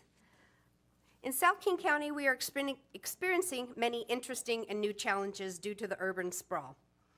There's a section of road at Enchanted Parkway and South 360th, which is a double hairpin turn and is in need of serious attention. Safety for every member of our community, from children walking to Todd Beamer, working at Wild Waves, or for those catching the bus at Enchanted Parkway and South 360th intersection. For those walking, there are no lighting, there's no protection from passing vehicles and oversized semis. This is a scary trip with only 3 feet of space with no protection or barriers. Our local fire station must maneuver these tight corners and is a constant problem for our first responders. For this, I would like to insist on their behalf that this 250 feet be examined and a remedy given. I know this to be a difficult piece of road because although Federal residents live here, it is maintained by King County. I recently came across Pete von Reichbauer's webpage. The first accolade he speaks of is the purchasing of lands and the preservation of the west branch of the Hylebos. Our mayor has initiated and supported the Friends of the Hylebos, so it occurred to me that we have a perfect solution. We know you received your mentoring from PVR and that it has turned into a genuine friendship. And I would like to ask that perhaps the two of you could spend a little bit of time talking about our concerns and what you could do to help us in our area as we transition into the future. For 10 years, neighbors have been trying, and along with Mr. Reichbauer, have been trying to fix this double hairpin road, where, you wouldn't believe it, but the east branch of that Hylebos runs on both sides, so of course I care about that. The road could simply be straightened out by utilizing the vacant land to the right of this intersection. If we could protect the creek, inform the already violators of the creek, and tell them that they would be watched, we could do for some protect signage for limits and permits, and all of these would help the road excessively. I would also hope that with some persuasion, Earth Corps could now turn their energies over from the west branch into the east branch. I believe the west is in fine shape and could be maintained just through basic volunteers that I'm sure we could all be a part of. I think that we are in the best possible scenario to come together and, yes, use your friendship with Mr. Reichbauer, but more importantly, King County resources to help us accomplish some simple but impactful differences here in this area. Could I get a yes from you right now, Mr. Mayor, on that? I will provide burgers and beverages of your choice. You can bet he's going to hear about this. Okay. Well, because I already sent him the letter. But anyway, also we know light rail is coming to town, and we know a maintenance facility wants to be in our backyard, and so I would urge you to please keep the zoning as it is. This is sensitive areas, critical areas, not meant for heavy industrial zoning. Thank you so much. Thanks, Suzanne.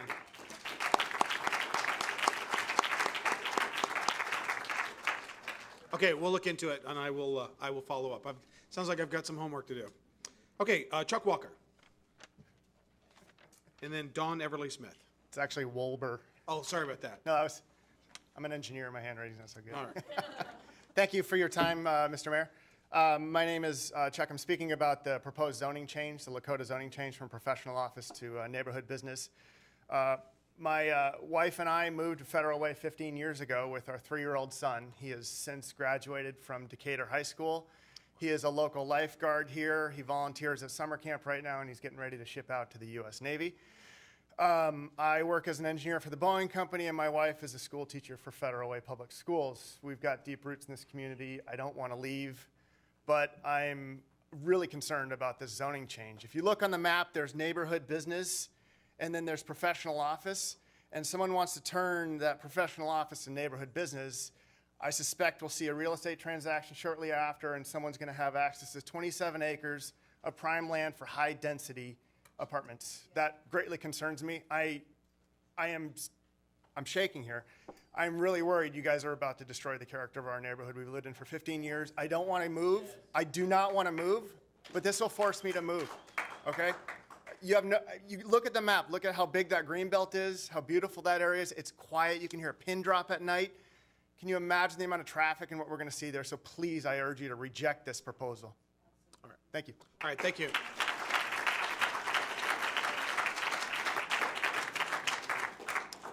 Don Smith.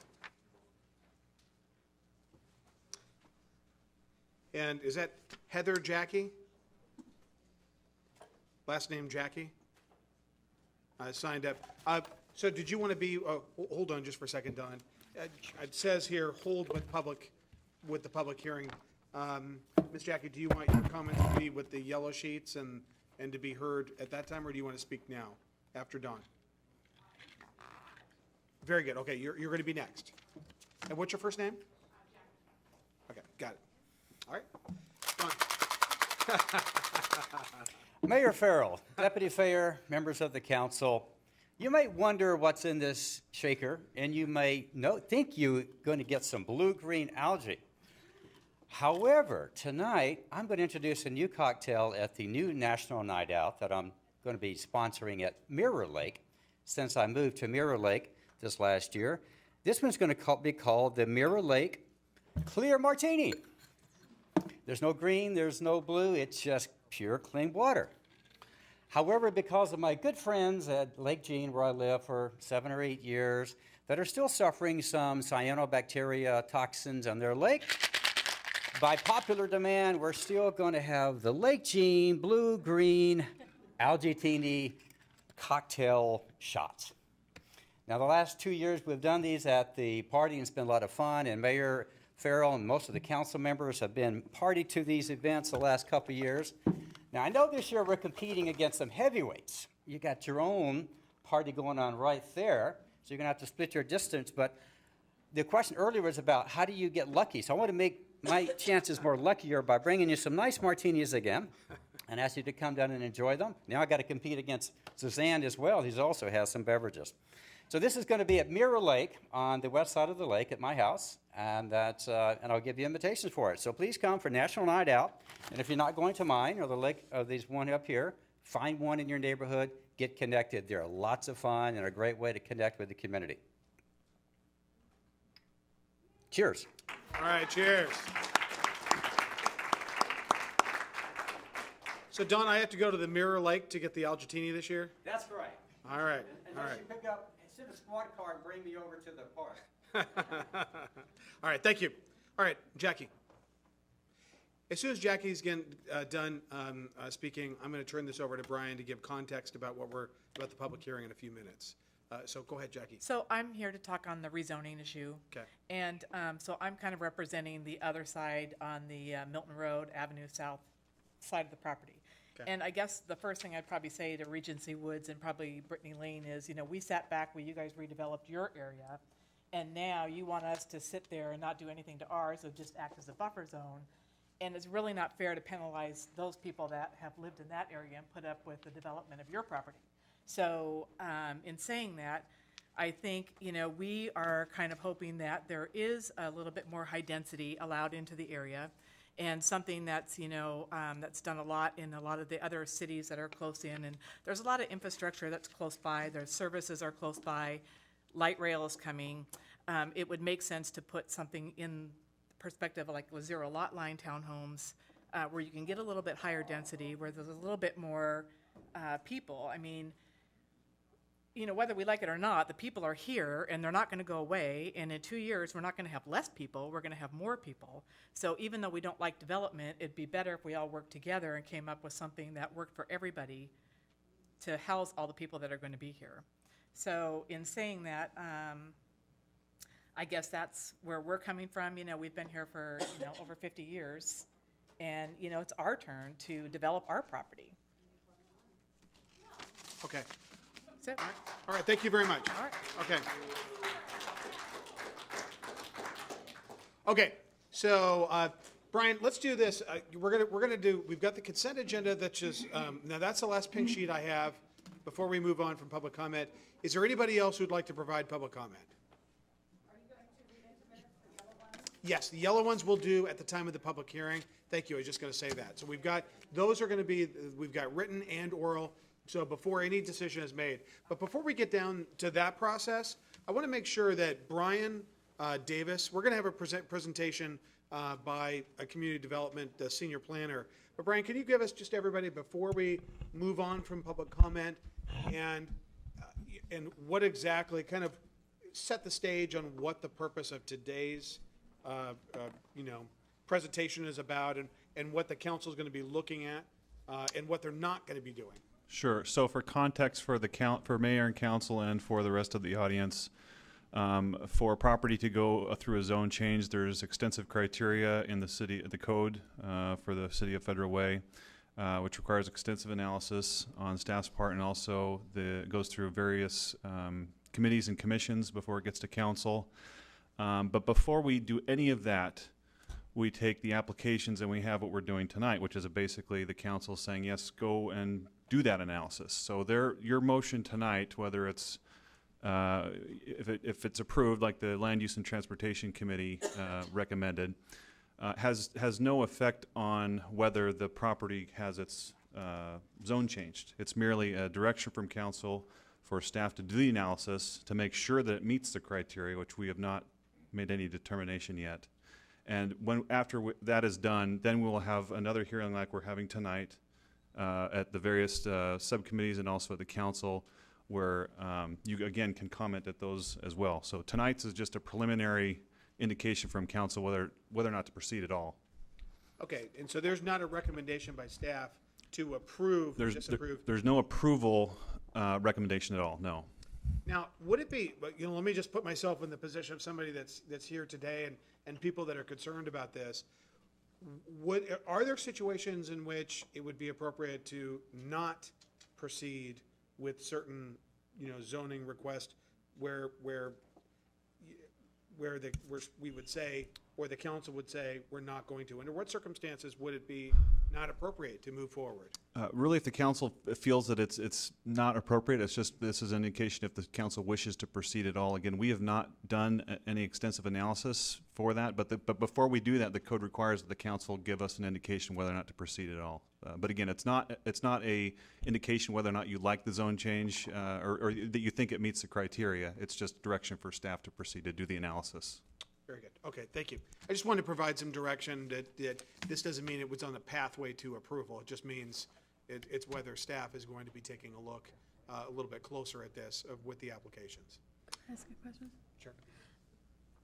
Brian, how long will the process take? So it's a great question. I'm sure everyone else wants to know that, and that is something that's going to be answered as soon as you're done with the consent agenda. Doc and Margaret have a PowerPoint presentation that you and the audience can see, and they'll go through the timeline and identify where we're at now and how long it's going to take to get through the process. Okay. And Lauren had it absolutely right. I mean, your presence here today is absolutely essential, and when these issues come back before the council, we hope we can all make it again and stay engaged on these issues. He hit the nail on the head, and so we want to see you here. We need to hear from you. So with that, let's move on to the consent agenda. The consent agenda are items that have previously gone through the council process, and normally there's a number of items that can be approved at one time. Before I seek a motion on that, I'll ask whether council wants to pull an individual item from the consent agenda for separate consideration.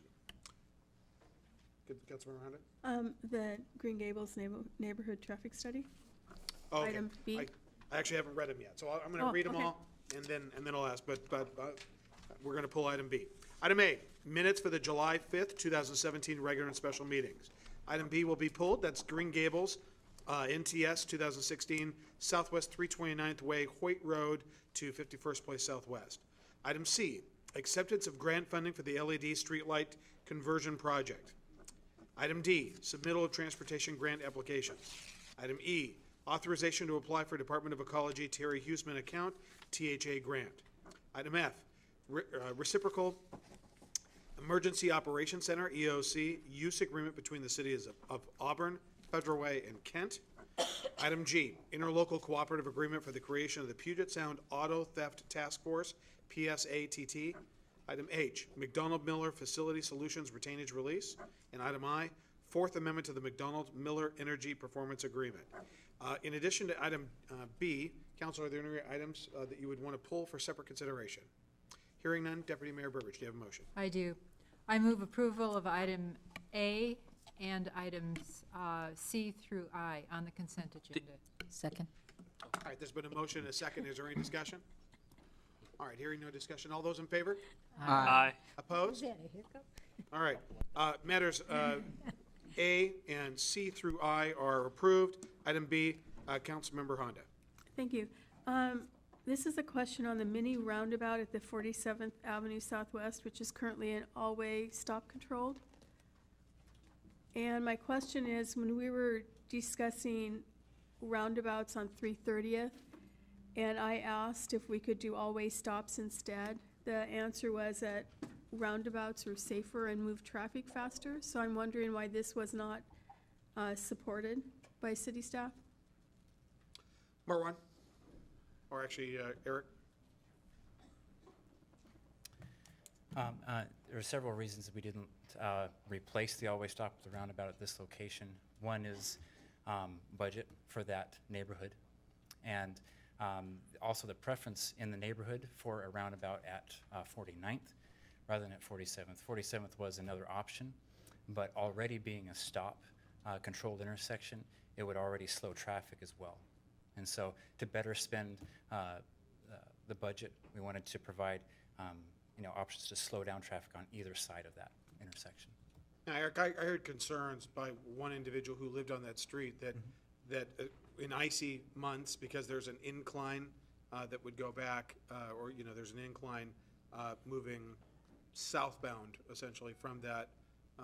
From the 49th. Yeah, from the 49th.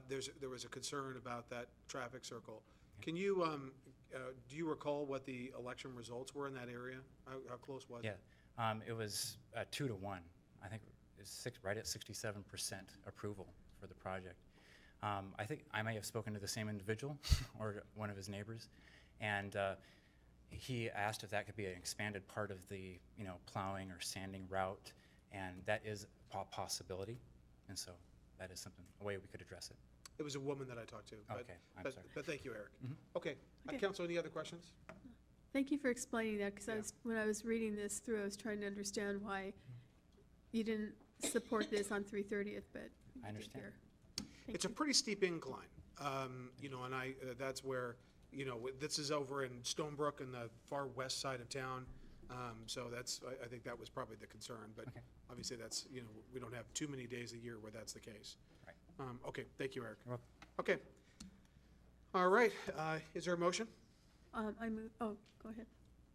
Oh, I move to adopt this. I'll item. second that. Okay, thank you. Councilmember Honda made a motion. It's been seconded by Councilmember Moore. Is there any discussion? All those in favor? Aye. Opposed? All right, matter is approved. All right, now, public hearing. I will now open the public hearing. So we've got the selection process for the 2017 amendments to the Federal Way Comprehensive Plan, FWCP. First, we'll get background and introduction by Doc Hanson, Planning Manager. Then we'll have a staff report from Margaret Clark, our Principal Planner. Then we'll have an opportunity for citizen comment. I have the yellow sheets. And then we'll have council discussion and possible action. All right, Doc Hanson. Mayor, Deputy Mayor, Council, it's a pleasure to finally present something to you.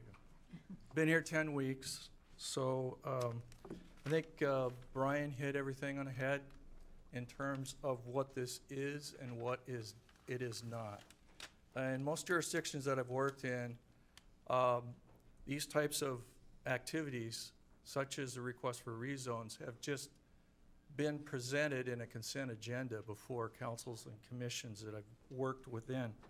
And they are not actions or normally conducted within public hearing. The only reason you're having this before public hearing is because it's within our code.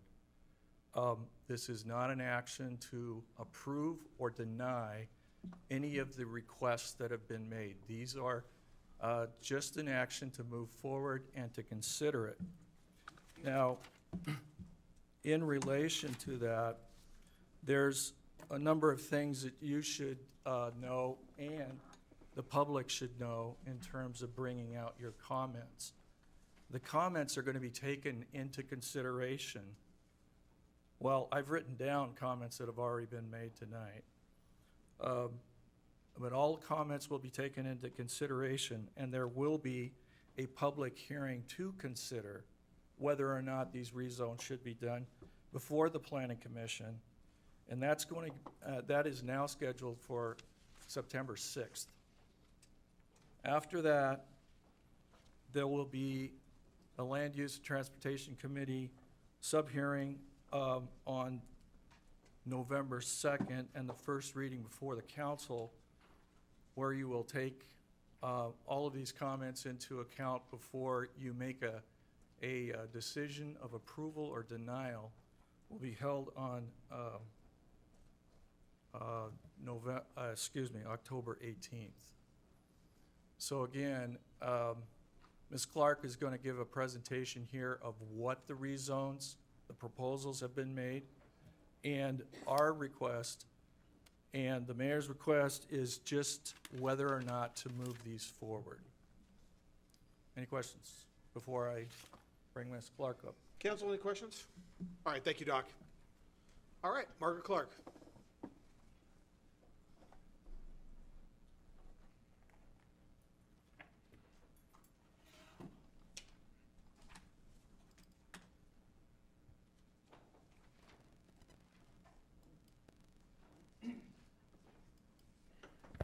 Good evening, Mayor Farrell, Deputy Mayor Burbidge, members of the council. I'm going to be giving you a presentation right now on the selection process for the 2017 Comprehensive Plan Amendment requests. So the policy question in front of you is which of the 11 citizen-initiated requests for comprehensive plan amendments should move forward for further review? As Doc said, we don't have any recommendation to approve or disapprove. We're just asking for direction to whether we should move them forward for further study. So the comprehensive plan amendment process is broken into two stages. The first one is the selection process. And our city code contains 8 criteria that are used to determine whether a request should be considered further. For example, is the request consistent with the comprehensive plan? After this evening, the requests that are going to go forward will then start the formal process, and they'll be analyzed against other criteria in the city code. For example, compatibility with adjacent uses and adequacy of capital facilities such as schools and roads. So this is very briefly the review steps. We briefed the Planning Commission on June 21st. The LUTC had a public meeting on July 10th, and tonight is the public hearing.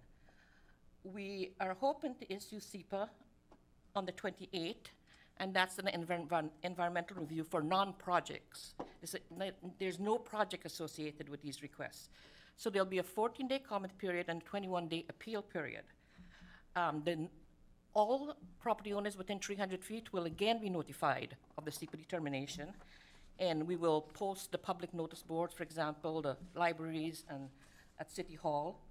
And then we're hoping to have a Planning Commission public hearing on September 6th. Again, everybody will be notified. We will follow the same process.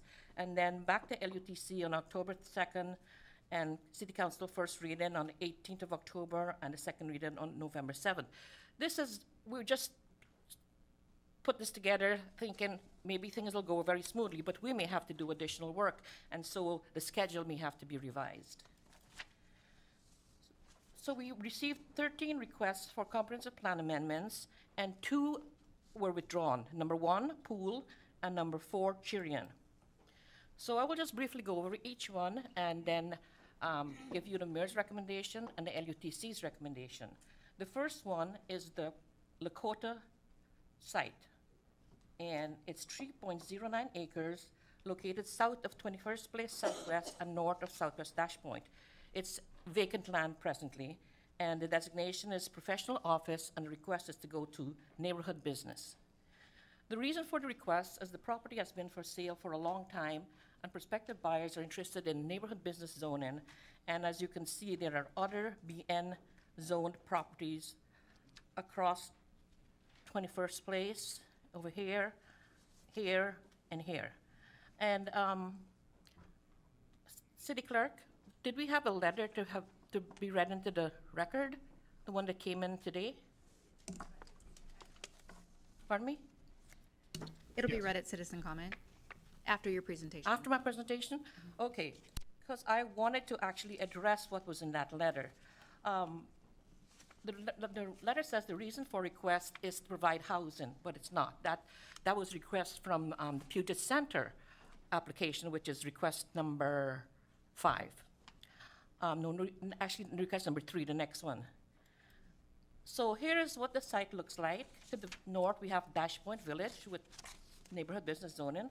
To the south and east, Lakota Park with suburban estate zoning. And to the west, Wayside United Church with RS 15.0 zoning. There are only 10 permitted uses in the professional office zone. Here they are. And 5 of them are public uses.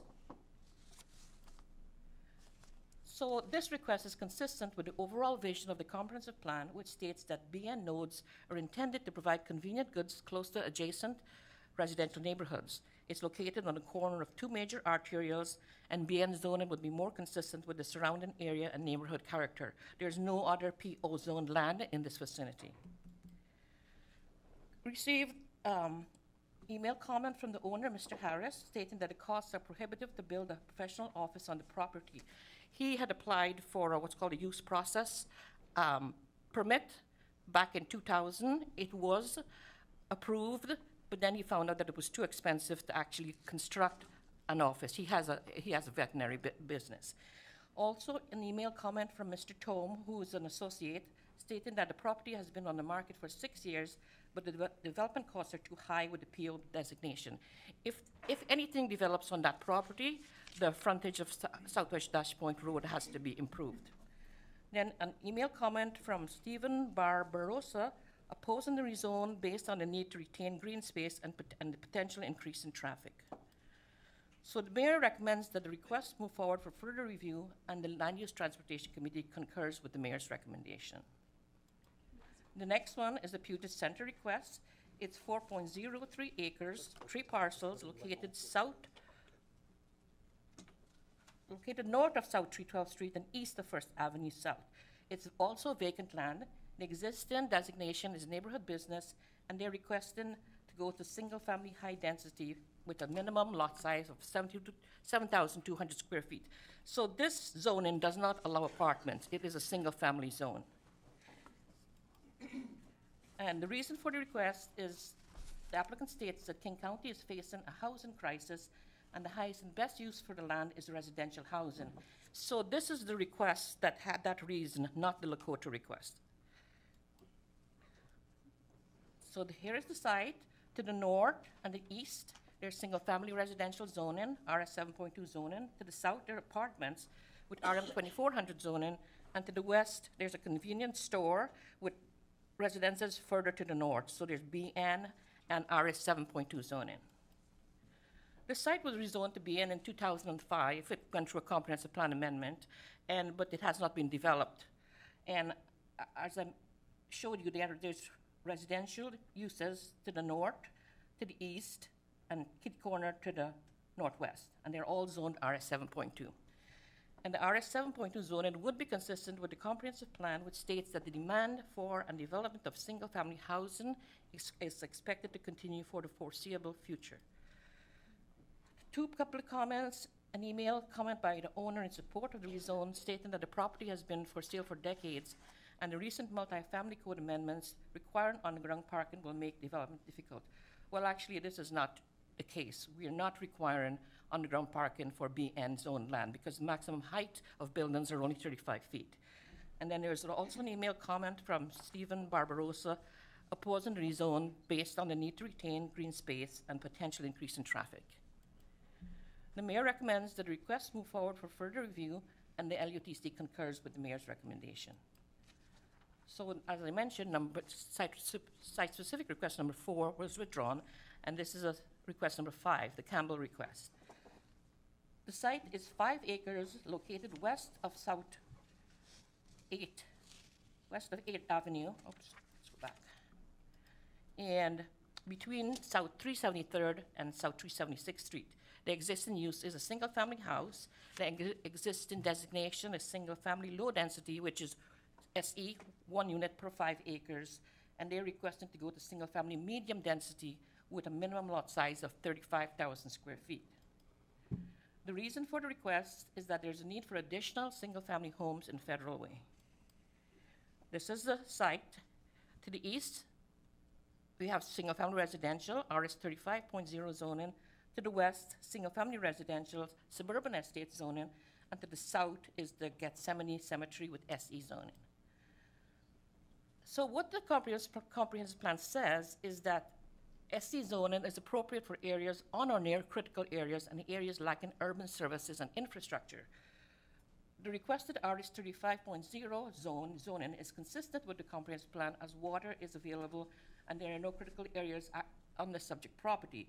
When we're done with this process, if we're given direction to review this some more, it'll go to what's called the Development Review Committee, and on that committee, all of the requests would go to that committee.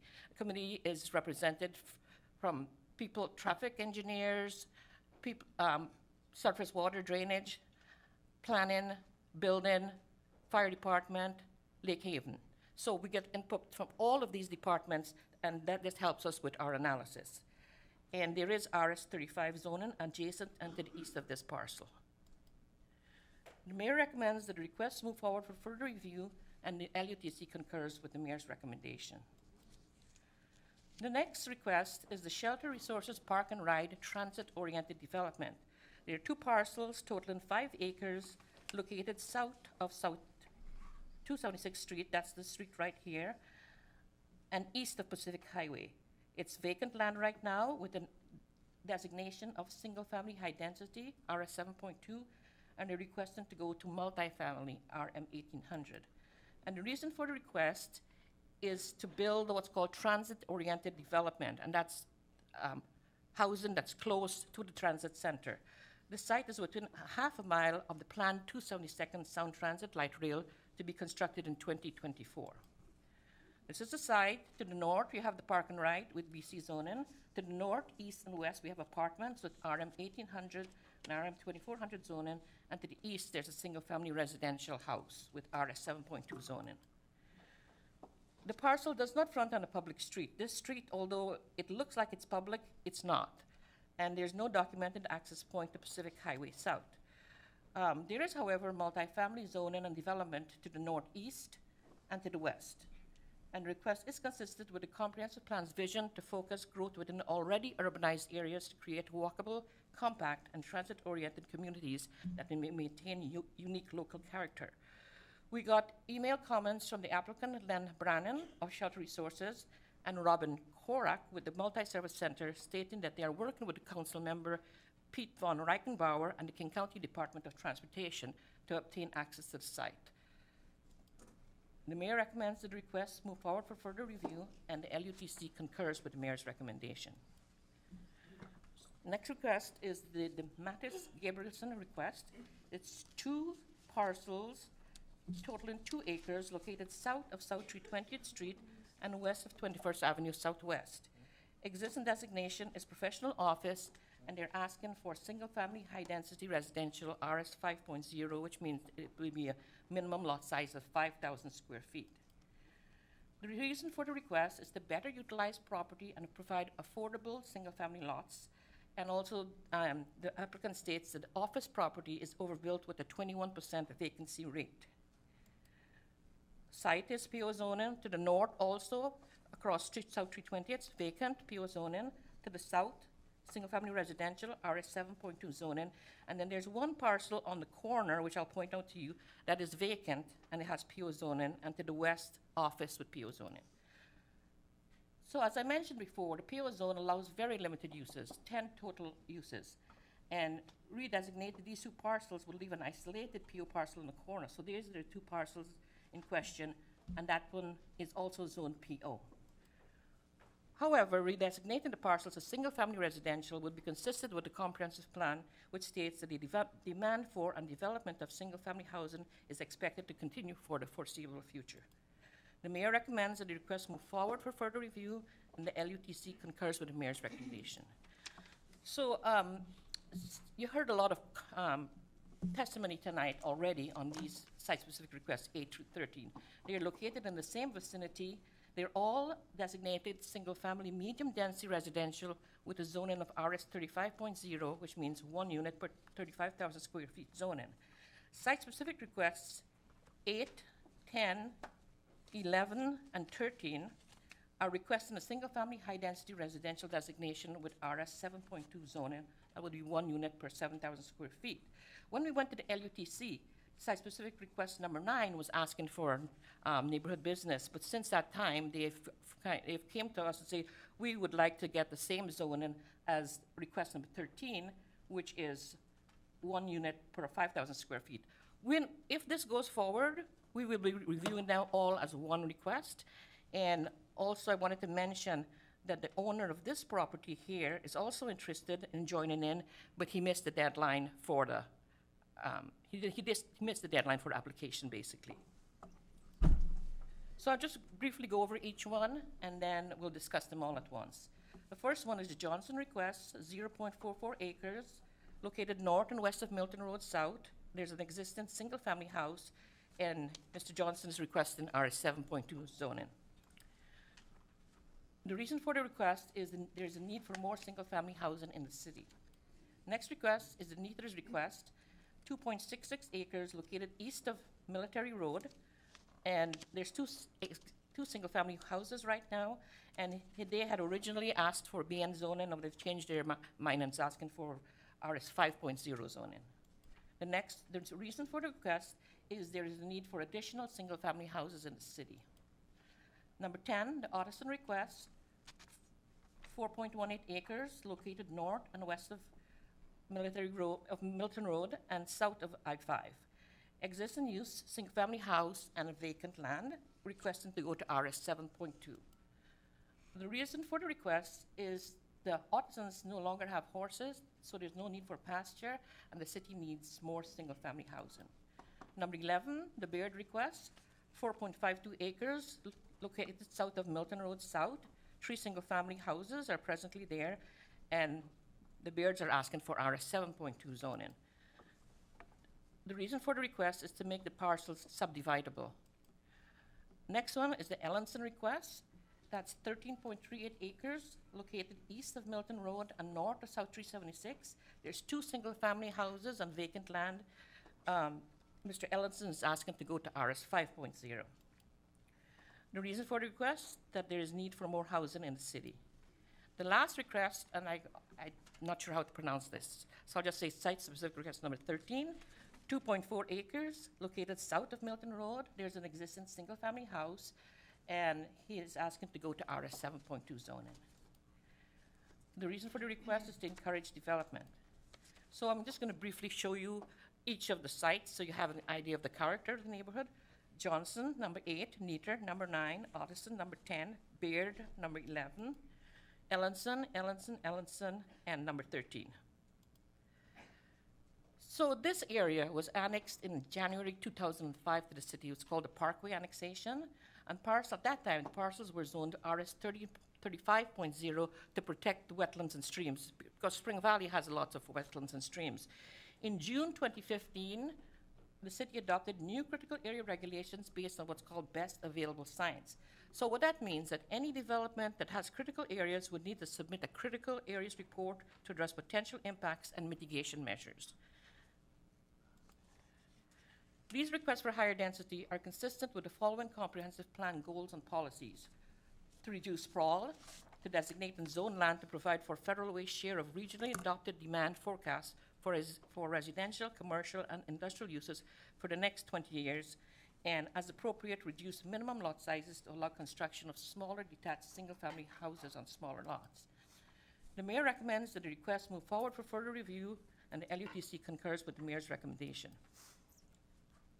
So this area shown in green here, this is all zoned RS35 right now.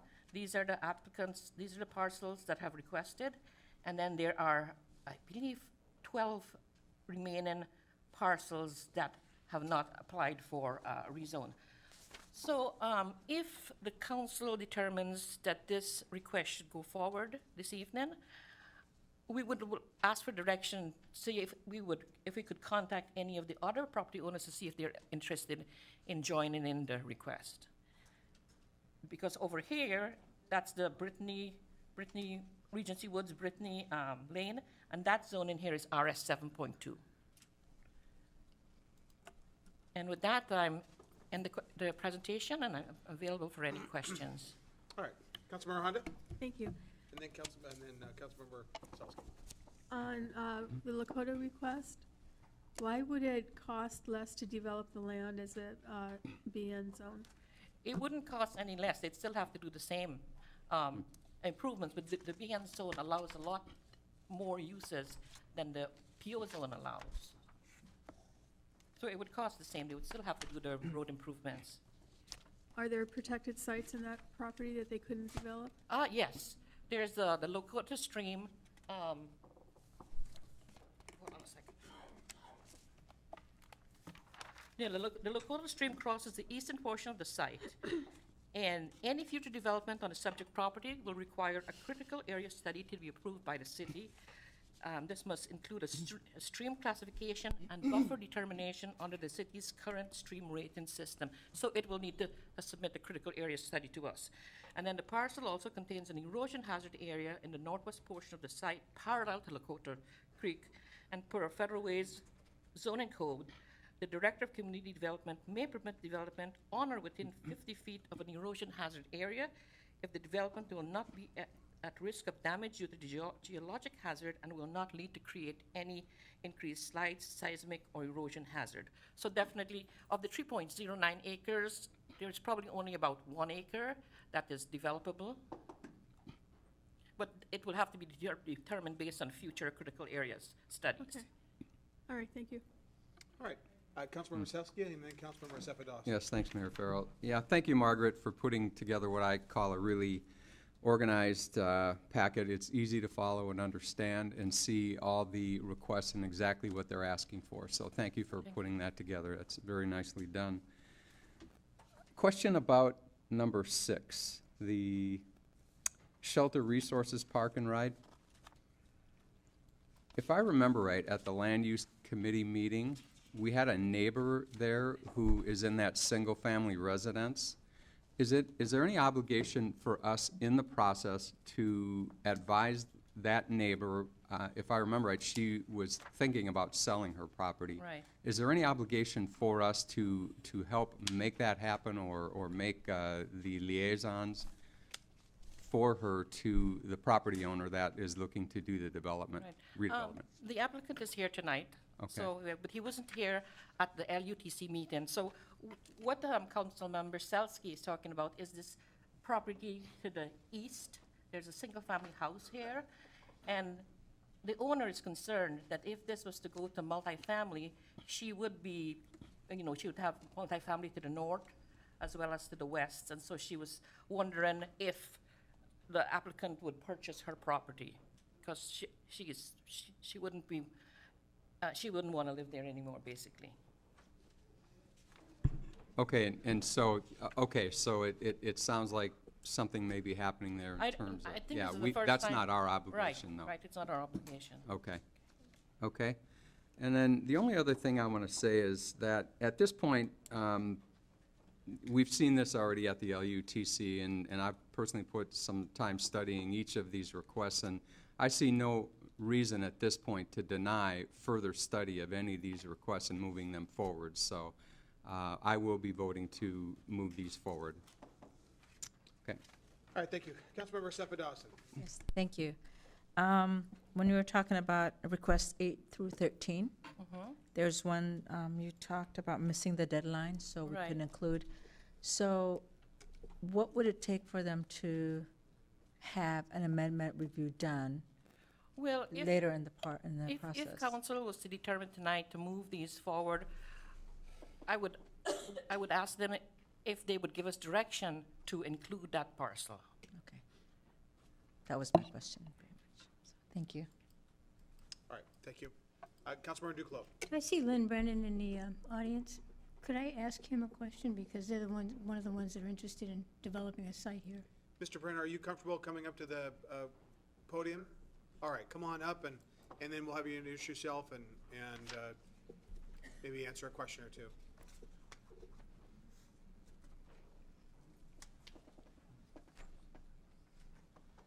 Just state your name for the record. It's like being a prosecutor again. Just state your name for the record, and then Councilmember Duclos, you may inquire. Thank you. Lynn Brannon with Shelter Resources, Hi, Lynn. office in Bellevue. Nice to see you again. Hi. Can you tell me what the multi-service center and you are interested in doing there? Well, what we'd like to do is, well, let me put it this way. In the next 3 or 4 years, there's going to be apartments built in Federal Way and in the South End. Well, why not do a project that is smaller, that's only 2 stories, that's 20 units to the acre instead of 80, that is seeking funding that's going to be available from King County up to the tune of $10 million to help a quality project be built. And so it's a choice. And part of our issue is the access. We do think that there's good support from King County, as evidenced by the councilman's letter. But there's a long process to go through with the county, and there's a process here to go through. But if you're going to do multifamily, why not do rational, reasonably sized, well-targeted multifamily? So, anything else that? What would be the? We're talking about 130 units on the 5 acres. If there was a way to include the single family in the proposal, we certainly could do that. I would have to talk to the owner and talk to the planning folks about whether this changes any of the conditions or anything, but I think we would be certainly open to that discussion. Thank you. Thank you for coming up. Council, does anybody else have any questions for the gentleman? Not for him, for someone else. Thank you very much, sir. Really appreciate you coming up. Deputy Mayor Burbidge, did you have a question? I do, for Margaret. On site-specific request number 2, the Lakota site.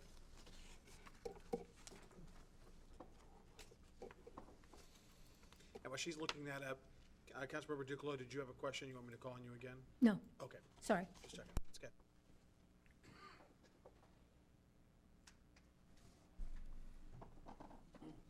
You had a question? Yes, I do. I'm sorry. Are you ready? I'm Okay. sorry, Jean. I was waiting for you to look it up. Okay, thank you. I am wondering, because of the previous discussion regarding this site, whether we know if the applicant is aware that the costs for analysis and such of the site would be similar, even if the designation were changed. I'm assuming that they do know. I haven't had any communication with them. We've just received the request and, did a little bit of analysis to bring it forward. Okay. Yeah, I could contact them and let them know. Okay, I would think that would make sense, because if that is one of the main concerns, we would hope that there would be that awareness. Right, okay. Before wanting to I can do proceed. that. Okay, thank you. All right, Councilmember Honda? I have a question on the Lakota site too. So the applicant would be responsible for all the testing that needs to be done of the area? Oh, yes, they have to pay for it. They have to hire a consultant. At the end of the testing, it's possible that this could be deemed not developable? The city has to allow property to be developed. If we say it can't be developed, then that would be a taken. So we have what's called a reasonable use alternative. So if, say, for example, there was no developable site, they could ask for an intrusion into the stream buffer, but then they would have to mitigate that intrusion. All right, thank you. Councilmember Moore, and then Deputy Mayor Burbridge. Thank you so much, Mr. Mayor. To the public, I want to say thank you for taking the time to come, and thank you for continuing to stay. And it's 9:25, so I appreciate that a lot. To Margaret, you know, I have to say, and I appreciate my colleagues that, asking questions about Lakota. I've toured that property, and I must say that I am concerned about any sort of development that goes on Lakota property. You know, if I recall correctly, there was a recent mudslide. Is that correct? Yes, there was, but I don't know exactly what area it was. But those are the issues that could be looked at as part of the critical areas report that they would have to have prepared by a consultant, basically. Okay. So if I understand correctly, based on the process, the final votes would come in on, I believe that is what, October and November, right, for the final approval? The mayor would have a recommendation to the Right. planning commission for the public hearing. Okay. So just to be clear again for the public and everything, tonight's vote is to move ahead just to do more research. Exactly. More studying to see if it's feasible, and the council and the public will continue to have opportunity to discuss and listen for a final vote in October and November. For Right. first reading and second reading. Yes, we will be notifying the public within 300 feet property owners 2 more times, one for SEPA and one for the Planning Commission public hearing. We did want to issue SEPA next Friday, but I don't know if that'll be feasible right now because we may have to be doing a little bit more work up front. And what we would do, there's no fee for selection, but if these projects go forward tonight, we will be contacting the applicants and asking them to pay the fee for the comprehensive plan amendment and for the DRC and for public notices. So there will be some expense involved in moving forward on their part. And thank you, Margaret. And just to close, if I may, Mr. Mayor, you know, I will say that I do have concerns, period. And I want you to know that I am open to listening and to hearing the thoughts. And some of you guys talked about Enchanted Parkway area. I live in that area, so you know, I understand the concerns. I will vote yes, and let me be clear as to why. I want to find out the research and what it shows. That does not mean that my final vote in October will be a yes. All it means is I want to continue to listen, but I will tell you for the record to my colleagues and for the public that I am very much concerned about Lakota property and Creek. As I have toured some of the property with a mudslide that's happened recently, I am very, very concerned about that, and I wanted to put that out on the record. Thank you. Very good. All right, Councilmember Marselsky, then Councilmember Honda. Yes, thanks, Mayor Farrell. So, Margaret, the property between requests number 11 and 13, Yes. that neighbor has requested to join in, but has missed the deadline. If we were to, and I guess this may be a question for the city attorney, if we were to give direction to move that or allow that to happen, would that change the motion then? It would. We would need to include that. Okay, okay.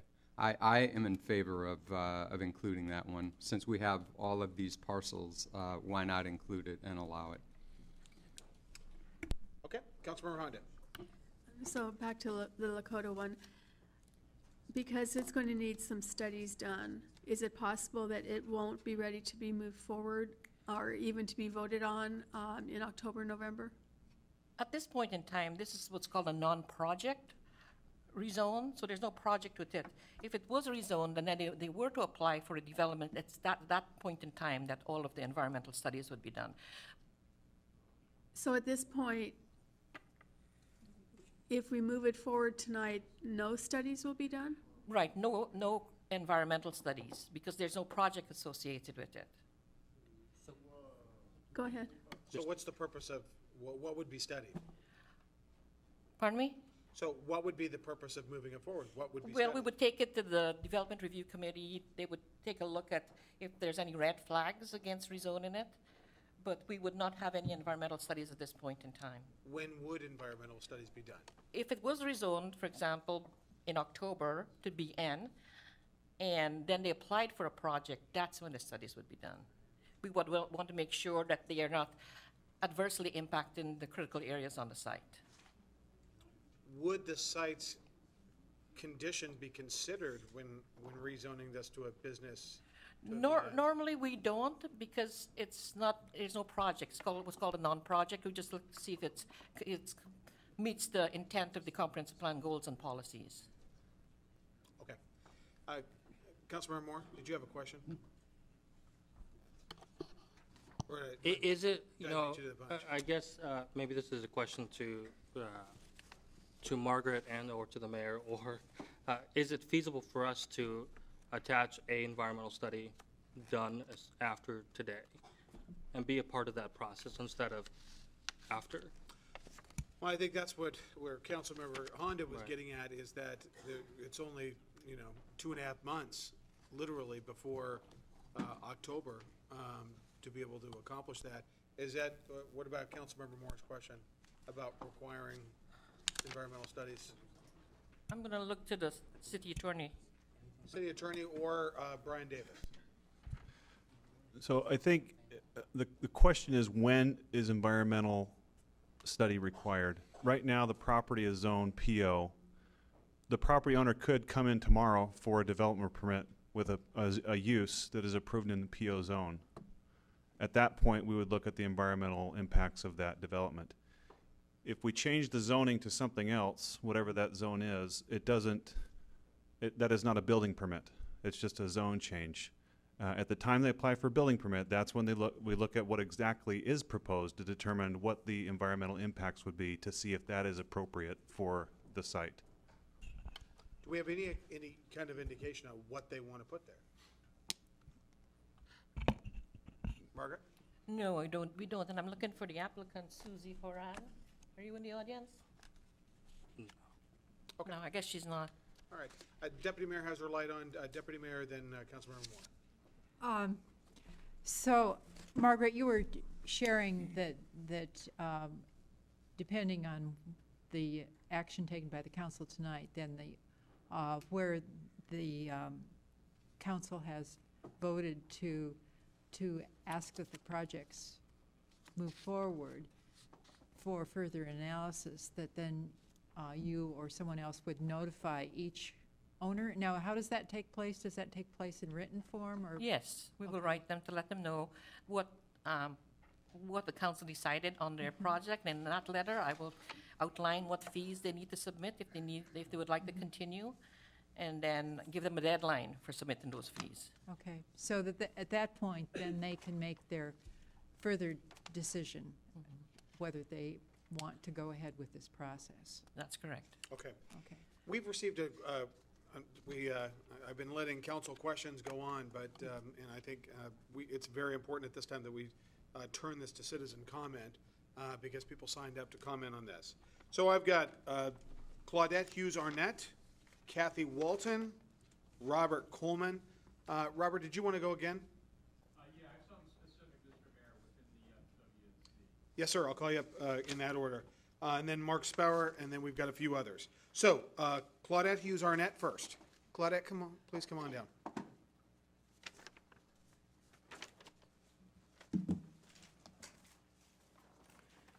Good evening, everyone. I'm glad that you have taken time to let me know and let our neighbors know precisely what's happening to property next to us. Now, this indicates that it's going to be family, medium density. The corner that we're talking about is located on a busy, very busy roadway that serves people coming from Tacoma, people coming from the freeway, and we can't see where you can possibly, unless you, of course, increase the road size, how you can possibly put houses on that corner. And you'd have to be there to see what the traffic jam can be during rush hour or even during part of the day. And just like anything else, this is a rezone, but it can also be, again, rezoned for apartments. And if it's apartments, it's nothing but, what should I say? And so that's what I have to say concerning it. Thank you, Claudette. All right. Kathy Walton. Good evening, everybody.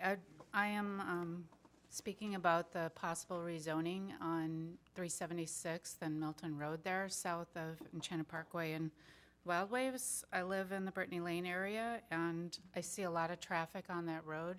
Very concerned about safety there. I've had many people come whipping around those corners and come over the center line. Practically have head-on collisions there. Anybody who lives in that area sees shiny new guardrails frequently along that road because accidents have happened, cars ending up in people's front yards.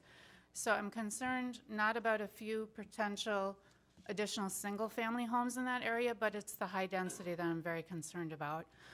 We don't need a lot of more traffic through that area. And I mentioned I live in Brittany Lane, but I'm also concerned about the residents in Milton further south who literally have their driveways right on that road, and they're going to see a lot more traffic going through there. Very few people hold to that 25-mile-per-hour speed limit through there, and I think it's very dangerous.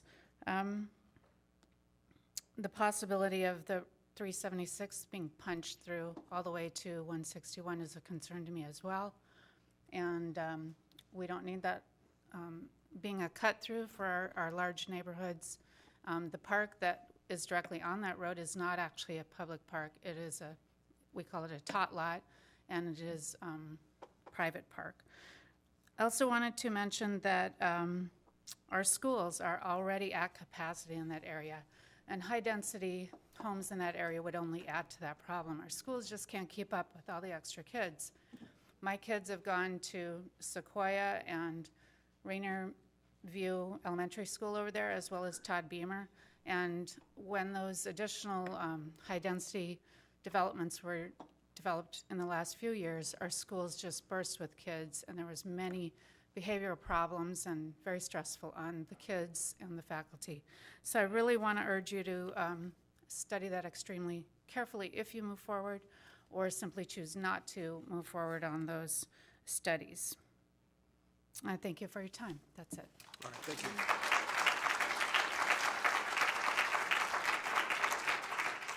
Robert Coleman, then Mark Spauer. Thank you, Mr. Mayor, Deputy Mayor, council members. I noticed in the Federal Way Comprehensive Plan, Chapter 3, Transportation, and this does bring me back to the subject on 376th, and thank you again for additional comments. But a couple times tonight I heard Mayor and council members talk about how this is a process of giving direction to city staff. In Chapter 3, I saw some things that are alarming. Your maps already indicate planned collector of 376 being punched through. And that's in your document now. So the road has been classified as a collector, not a local street. I don't think the traffic is there. I'm not sure that the studies were done. I'm not sure that the public was part of that. So I would caution people that there are documents out there now, Federal Way Comprehensive Plan, online, Chapter 3. There are maps. There are definitions of road classifications. And our neighborhood is in the bullseye of I-5, 161, 99. But I would ask that we be cautious. I know there's caveats on the maps, but when you look at your map in Chapter 3, you're going to see that it's planned. It's already planned as a collector all the way straight through. If that's an accident, it may be an accident, but I would just caution staff to look at that because that's what gets the public upset. You say one thing and then we find out, well, it looks like they were already going down that road. So let's do our homework. let's be alert to what's happening. And sometimes council and mayors, they don't always know what the staff is doing, and sometimes they take 2 steps ahead. But I saw that in there, and I wanted to bring it up. So chapter 3 of the plan, you'll see that they've already got it punched through, and I hope that's an accident. All right, thank you, Robert. Thank you. Marwan? Marwan's our Public Works Director. Before we call on you, let's hear from Marwan. What do you know about 276 and that punch-through concern? Mayor, our comprehensive plan indicate certain street to be extended based on future development of that area. If that development did not take place, then those streets will not be extended and pushed through. So all what the comprehensive plan showing that if there is that area to be developed, part of the development would be required for the extension of certain street and development of that street to city standard. Okay, so we're not actively planning for that right now. That project is not on our comprehensive plan or on transportation improvement plan. So the city is not planning to construct that particular street. That street will be constructed as part of a future development in that area. But Mr. Coleman, Robert, is exactly right, though, that people want to make sure the fix isn't in. And, Right. And process is obviously very critical. Okay, very good. Thank you very much, Marwan. Mark Spauer. Can you pull up the graphic for number 8 through 13? Sure. Thank you. Thanks, Margaret.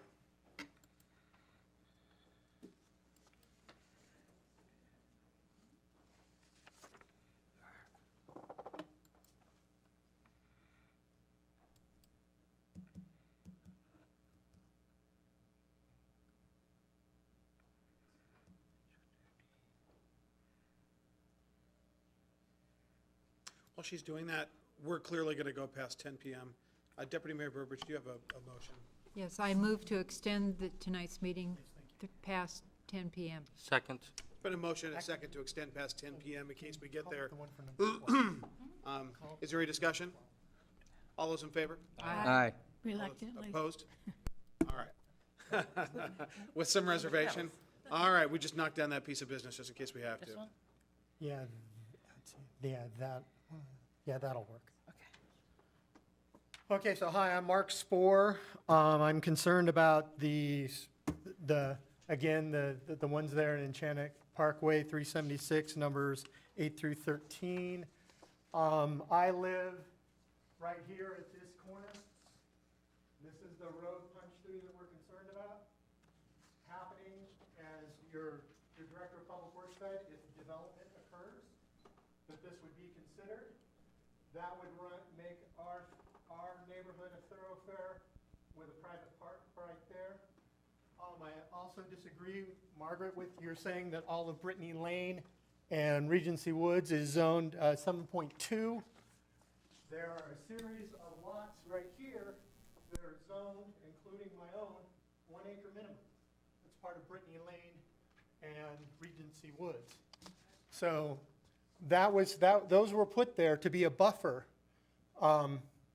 for the road and the noise, and we're getting away from that particular planning issue. The other thing I'd like to point out is I believe that there's a federally designated wetland in this 16 acres of undeveloped property that would be difficult to punch a road through. I'm also concerned about this development because particularly on site number 12 here, there's a large depression, a swale that is there that collects a significant amount of storm water that comes off of the Milton Road that I think would need to be part of your critical ordinance planning. I would also ask that you could present these slides and put them on a website for us to be able to download and to present to our community neighbors so that we can talk about this more intelligently ahead of the October 18th meeting. Let's see. I think that's it. I really appreciate the ability to speak, and I appreciate the thoughtfulness that's gone into this. Thank you, Mark. And let's do this. Yeah. Mark, what we're going to do is I'll ask Margaret, you know, we've got to think about a way, maybe Doc and Margaret and Brian, we've got to think about a way, we've got all these public comments here. Well, let's think about a way that we can get some of these things, you know, to make sure that this information gets out and that we can make sure this information is readily made available. I think we've got is it an FTP site? There's a site that we can make available to you to where you can download these things. And what I will ask is, Doc, will you please make sure that certainly Mark, who's asked for this information, but everybody who's spoken on this tonight, be provided with either email or a letter, because we have the contact information, be provided with this information, and that way we get this free flow of information. And people that show up here today are certainly in the loop. We want to make sure that the folks out in the neighborhood do as well. Doc? Mr. Mayor, yes, we'll put as much information on the site as we can, and we'll make ourselves available for answering any questions that people have. I'd be more than willing to come out and talk to individuals in the neighborhood, talk about the process, and indicate what this all is. That'd be great. Thank you, Doc. And thank you, Margaret. We've got 3 more comments. They are by written Shannon Neighbors, Judy Zerligen, and Carrie Stanton. I'll hand these over to the city clerk and ask that they be read into the record.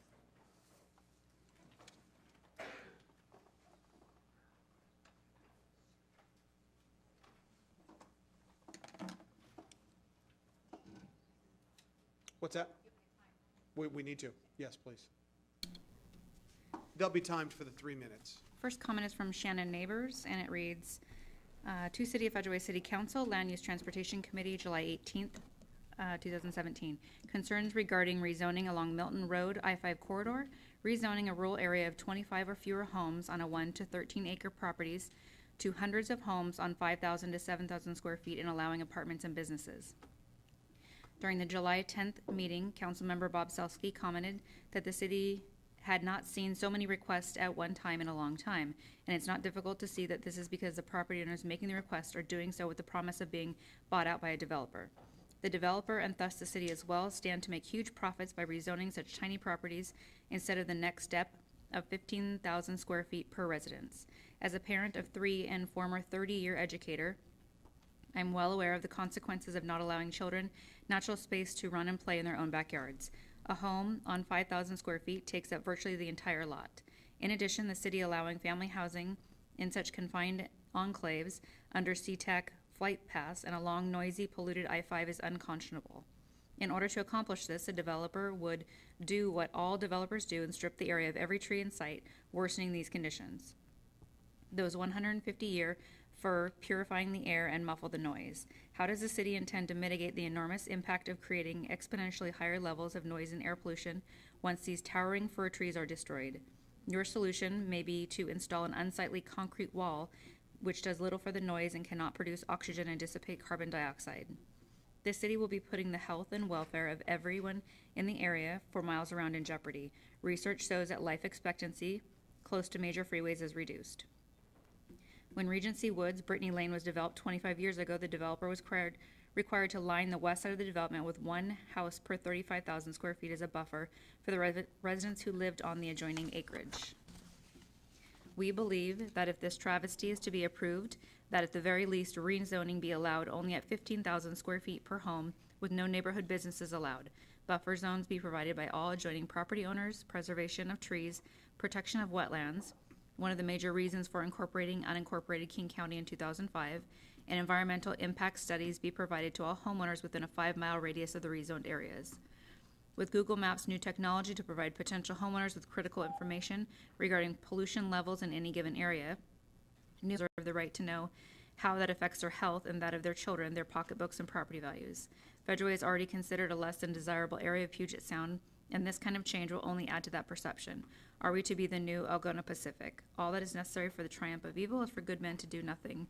Edmund Burke. Signed, Shannon and Lauren Neighbors.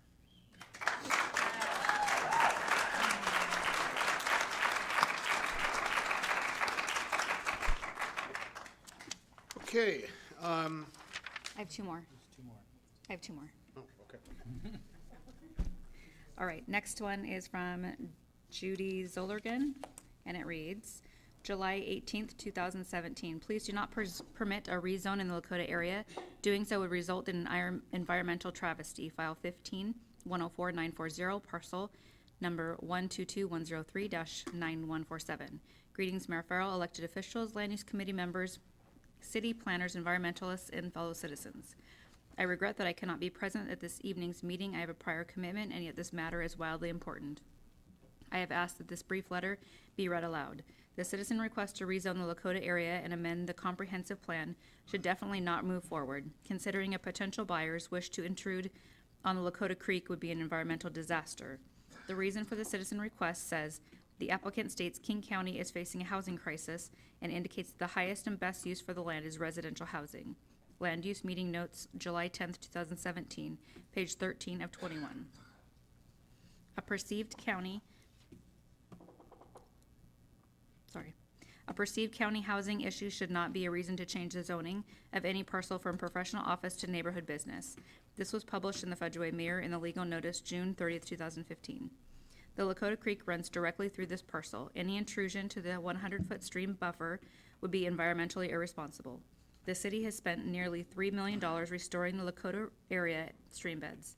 The stated reason for the three of these major projects were to restore damage due to upper stream urbanization and housing developments, so it makes absolutely no sense to rezone and allow greater building developments right over the creek itself. Please retain the historic zone delineation of this environmental fragile area. Please do not contribute to the poor reputation that of the City of Federal Way has developed with the Department of Ecology and the Fish and Wildlife Department for its environmental irresponsibility.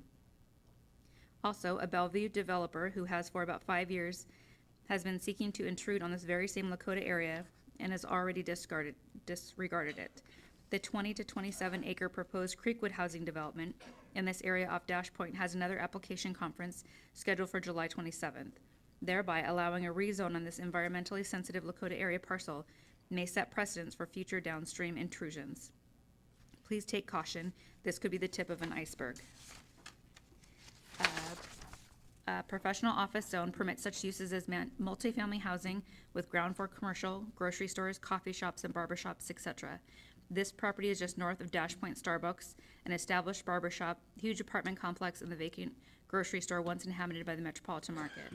There are also smaller vacant storefront spaces in the Dash Point Village Center. If someone really wants a business in the area, they should look into filling the vacant spaces. Recently, the Lakota Creek and Dash Point area have had several large landslides. Some land is just not appropriate to be developed into housing. I think those citizens who live just 60 miles north of us in and around Oso, Washington would agree.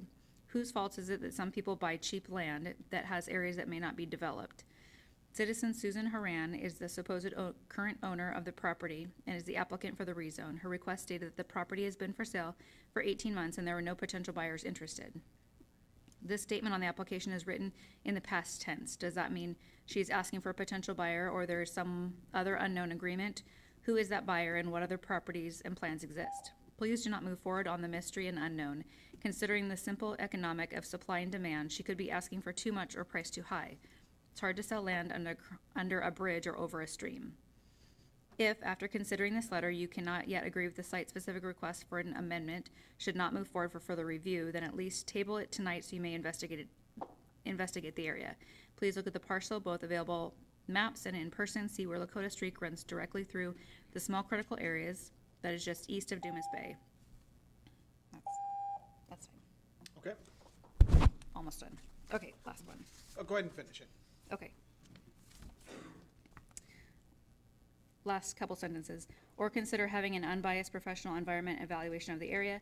A potential buyer should not be given false hopes to develop based on zoning.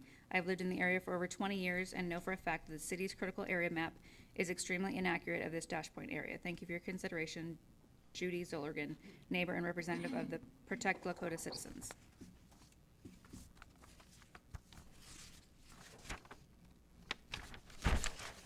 All right, last letter. Regarding rezone requests listed in the public notice section of the June 30th Federal Way Mirror. Dear Mayor Farrell and council members, we are longtime residents and homeowners in Federal Way and are extremely concerned about the rapid influx of new residents in our already overcrowded city. We are shocked at how many requests for rezoning there were in the June 30 mirror. When considering rezone requests, please take into account the initial reasons for current zoning. Before higher density rezone is approved, consider the already taxed infrastructure with regards to roads and traffic and public services. We understand that the city's comprehensive plan for further growth is necessary, but we are alarmed at the rate of development we see unfolding. In particular, almost all of the rezone requests are asking for smaller lot sizes and thus higher density. We're becoming frustrated with rapidly increasing travel times within Federal Way. Higher density housing brings with it added traffic issues. We saw on the public notice sign for a request to rezone from professional office to neighborhood business across from the Dash Point Starbucks. 2 parcels near us, including that one, are up for development. It adds to our frustration to think that developers might be granted permission to add to the congestion issues that are causing us to consider leaving Federal Way. Quality of life issues must be addressed for current residents. In regards to commercial development, buildings sit vacant that could be repurposed rather than grant new construction. We implore you to consider the welfare of those of us who live and work in the city by using diligence and discretion in granting smaller lot sizes. Please follow current zoning. Respectfully submitted, Carrie Stanton and Dan Hack. All right, thank you. Is there anybody else who would like to comment on this matter? Okay.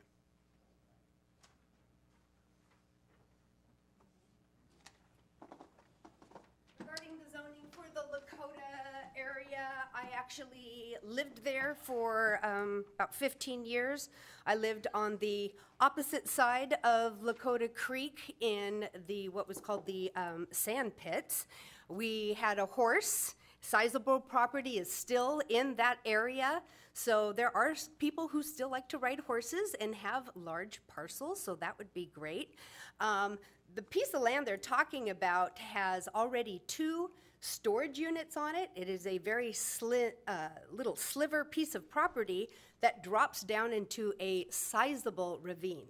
Having ridden my horse up this large hill, it is extremely unstable. It is close to where the landslide is. This is Vashon Till, and if you've ever investigated what that means, it's not good. You cannot build on it.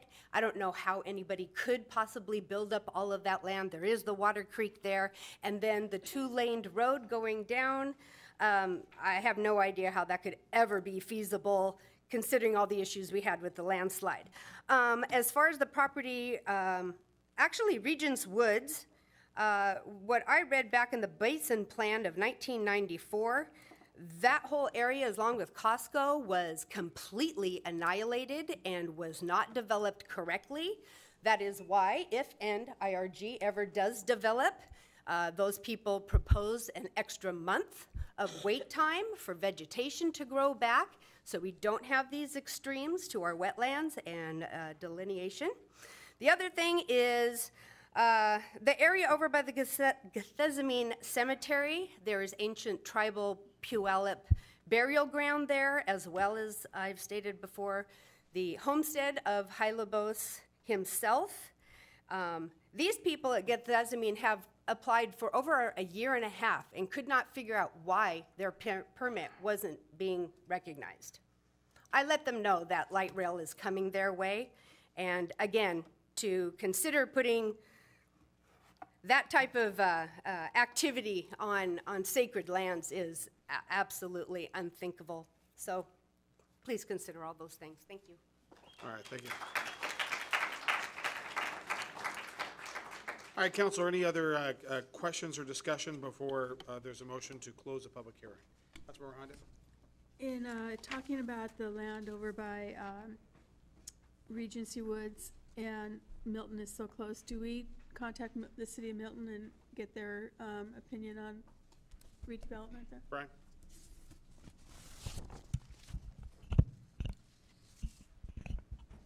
Or Doc?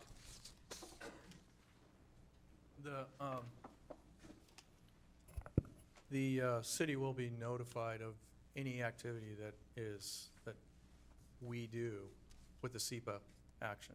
Okay, thank you. Okay. Any other questions? All right, just with regard to the closing the public hearing, Councilmember Wasilewski, do you have a motion? I do. I move to close the public hearing for the 2017 amendments to the Federal Way Comprehensive Plan. Second. There's been a motion and a second. Is there any discussion on that particular item? All right, all those in favor? Aye. Aye. Opposed? All right, public hearing is closed. All right, and for purposes of discussion, Councilmember Wasilewski, do you have a motion? I do. I move to forward for further consideration the 11 citizen-initiated site-specific comprehensive plan amendment requests presented here to us tonight, and further instruct staff to include neighboring properties should the property owner so desire. Second. It's been a motion and a second. That was the request, Councilmember Duclos, that was the request for direction by Margaret Clark about maybe people who missed the deadline, should they be included in this as well, to get it all done at the same time. So that's included in the motion. Is there any discussion on the motion? This would essentially be moving all 11 forward. Councilmember Duclos. Yeah, can you just read it again, please, Councilmember Wasilewski? Sure, I'll read the motion again. I move to forward for further consideration the 11 citizen-initiated site-specific comprehensive plan amendment requests presented here to us tonight, and further instruct staff to include neighboring properties should the property owner so desire. And I think we should maybe specify that we're talking the neighborhood for site-specific requests 8 through 13. There was one in particular between requests 11 and 13. Maybe if we could just restate the motion with that addition. Just that section. Okay. Sections, could you? Between requests 11 and 13? Or I don't remember which ones they were. Yeah, it is between 11. Yeah. Was it? In the neighborhood of 8 through 13. Yeah. Okay. Okay. 1 second. Margaret, which two were withdrawn? Pardon me? Which two were withdrawn? Number 1, the pool, and number 4, Cheerian. Okay. Okay, so let me restate again the motion as modified. I move to forward for further consideration the 11 citizen-initiated site-specific comprehensive plan amendment requests presented here tonight, and further instruct staff to include neighboring properties in the vicinity of requests 8 through 13 should the property owner so desire. Second. All right, and there's been a motion and a second. Is there any discussion? Hearing none. All those in favor? Aye. Aye. Opposed? Nay. All right. Stephanie?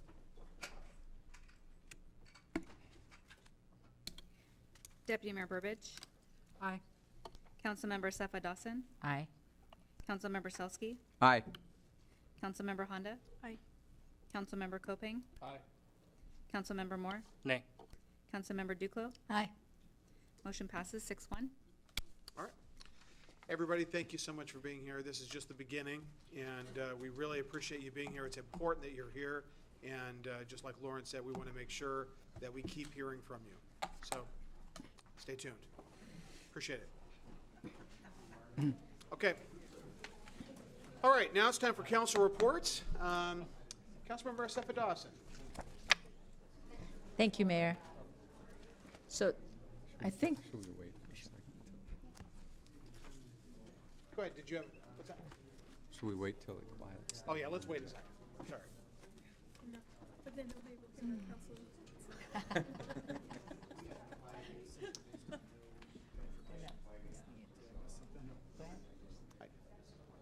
Yeah, we're doing council reports.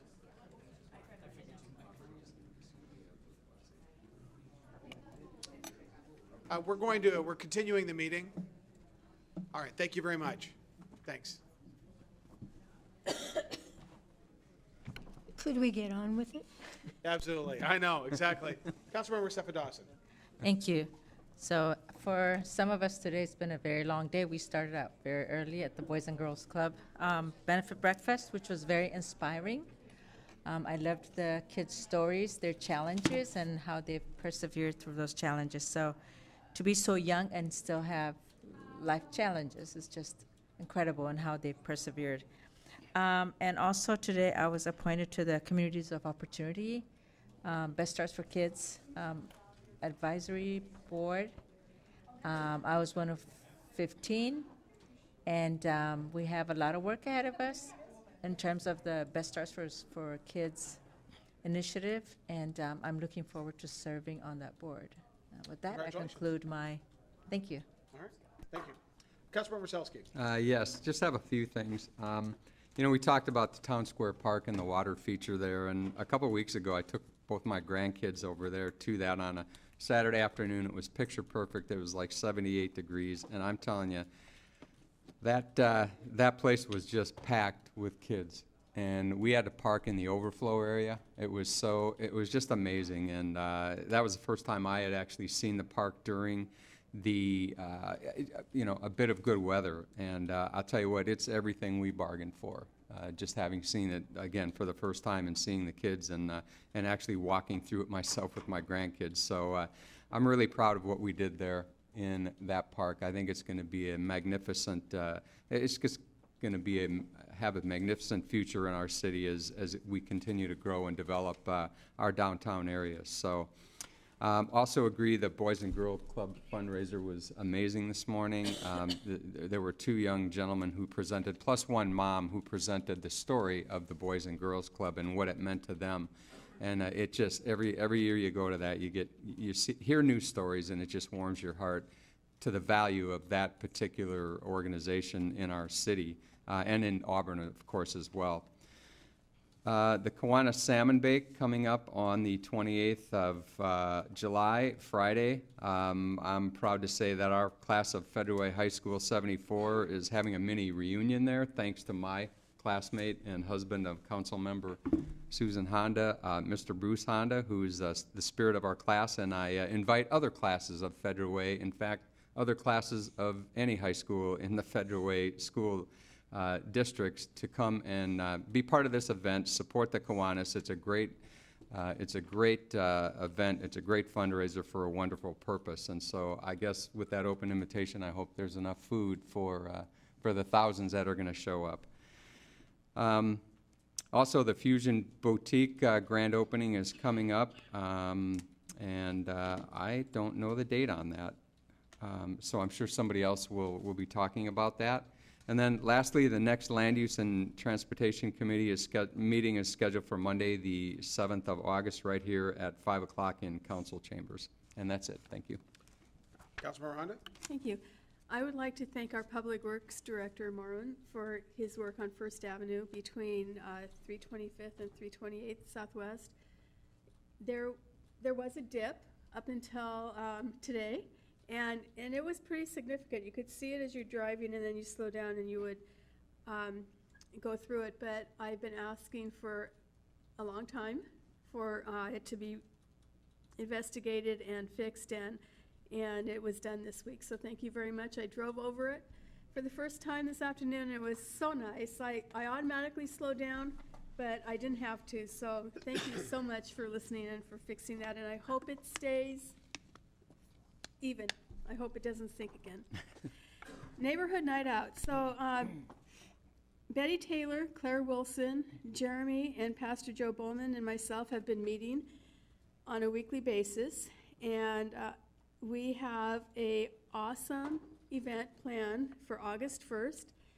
We thought we would start at 4 o'clock, which would allow anyone who's having their own event in their own neighborhood to come to the city event and then go out to their neighborhood event. We will have our opening statements at 4:30. Food will be served around 5. We have entertainment planned, and the school district is very involved in this event, as are the pastors in the area. We're really looking forward to it. It's an exciting event, and we know that this will grow every year, and I'm very, very happy that Betty has consistently pushed us to do this, because this will be good for the city. The Salmon Bake, thanks for mentioning it. I'm co-chairman this year along with Linda Persha, and our goal is to sell 1,000 dinners, because last year they sold 909. So I said we'd sell 1,000. So anyone who wants to buy a ticket, they're $20 now. The day of the event, they're $23, unless you're a senior, and then it remains $20.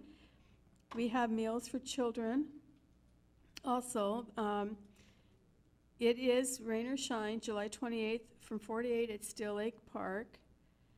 Sub-Zero ice cream will be there again this year. We have an auction, and we have a lot of great items to bid on. This is our major fundraiser for the club, and we do many things for the kids here in Federal Way, so we would really encourage folks to come. It's a really fun time. We have a band that plays from 4 to 8. We have a beer garden, and the class of 74, we had to ask them to leave last year and find somewhere else to go celebrate so we could take down because we'd been there all day. But it's really a great community event. Today, Port Commissioner John Creighton was in town. He was at Poverty Bay Coffee Shop, and he came to listen to concerned citizens about the airport noise. There were about 12 to 15 citizens there for about an hour and a half or so, and I really do think he heard the concerns, and I really do think he heard the issues, and I'm hoping that he goes back to the rest of the port commissioners and talks to them about what the concerns of Federal Way citizens are. It was well worth our time to be there today, and that's all. Okay. Councilmember Kopang. Thank you, Mayor. I have a brief report. I spent most of the last 2 weeks since the last council meeting on vacation and enjoyed it very much, but thrilled to be back.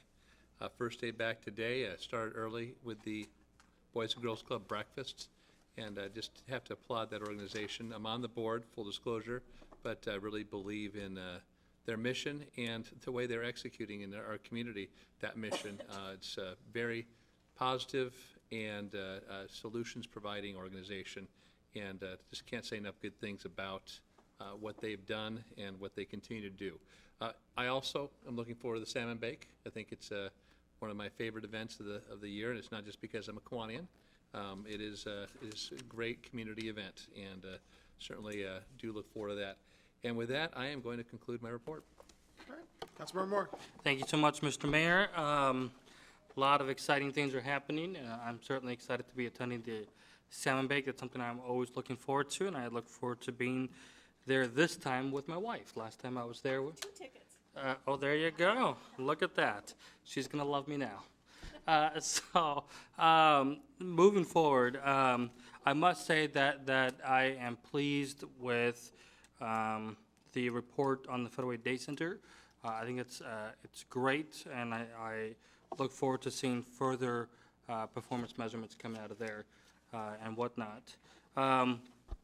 Being a newbie still, sometimes you get too ahead of yourself. I just got word that a contract was signed by Pastor, the name slips my mind, that church. Federal Way Christian, Pastor Treats Church. Christian Faith Center. Thank you so much, Deputy Mayor. I appreciate that. I wanted to reiterate my thanks to Pastor Casey Treat for opening up his church for 1 year for the Federal Way community caregivers. Again, last time I reported on that, I kind of got ahead of myself, so my apologies. But today, I am definitely excited for the announcement of the contract being signed, and I'm excited that I've had the opportunity to work with Jack Dovey and many of the group members, including our former Deputy Mayor, Hope Elder. And not such, I know you guys have heard me talking about this before, but that is one of many important services that's offered here in Federal Way, and I'm glad that, we were able to bring people together to make it happen. So I think that was, I'm really pleased with that. So I also want to thank the people that were here today, in concern of the comprehensive plan amendments. I appreciate them being here till late into the evening, and my job as an elected official is to listen,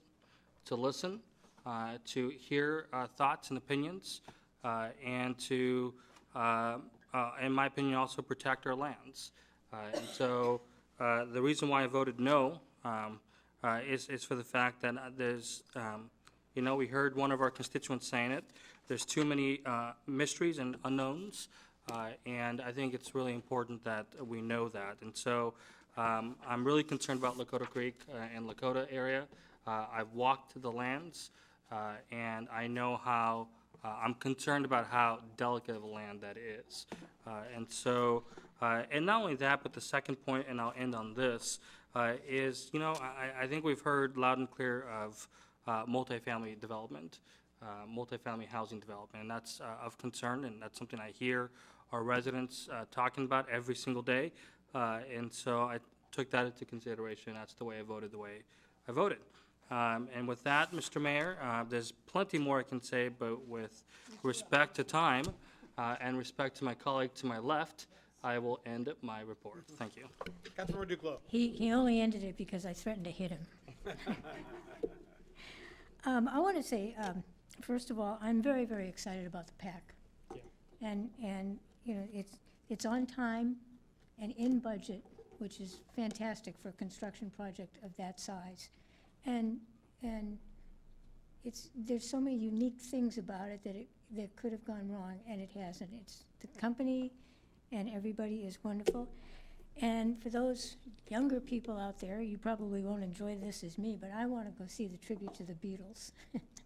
Some of us remember them and dance to their songs quite a bit. So I'm really looking forward to that. I'm looking forward to the opening and the special performances that we'll see that night. It's very exciting.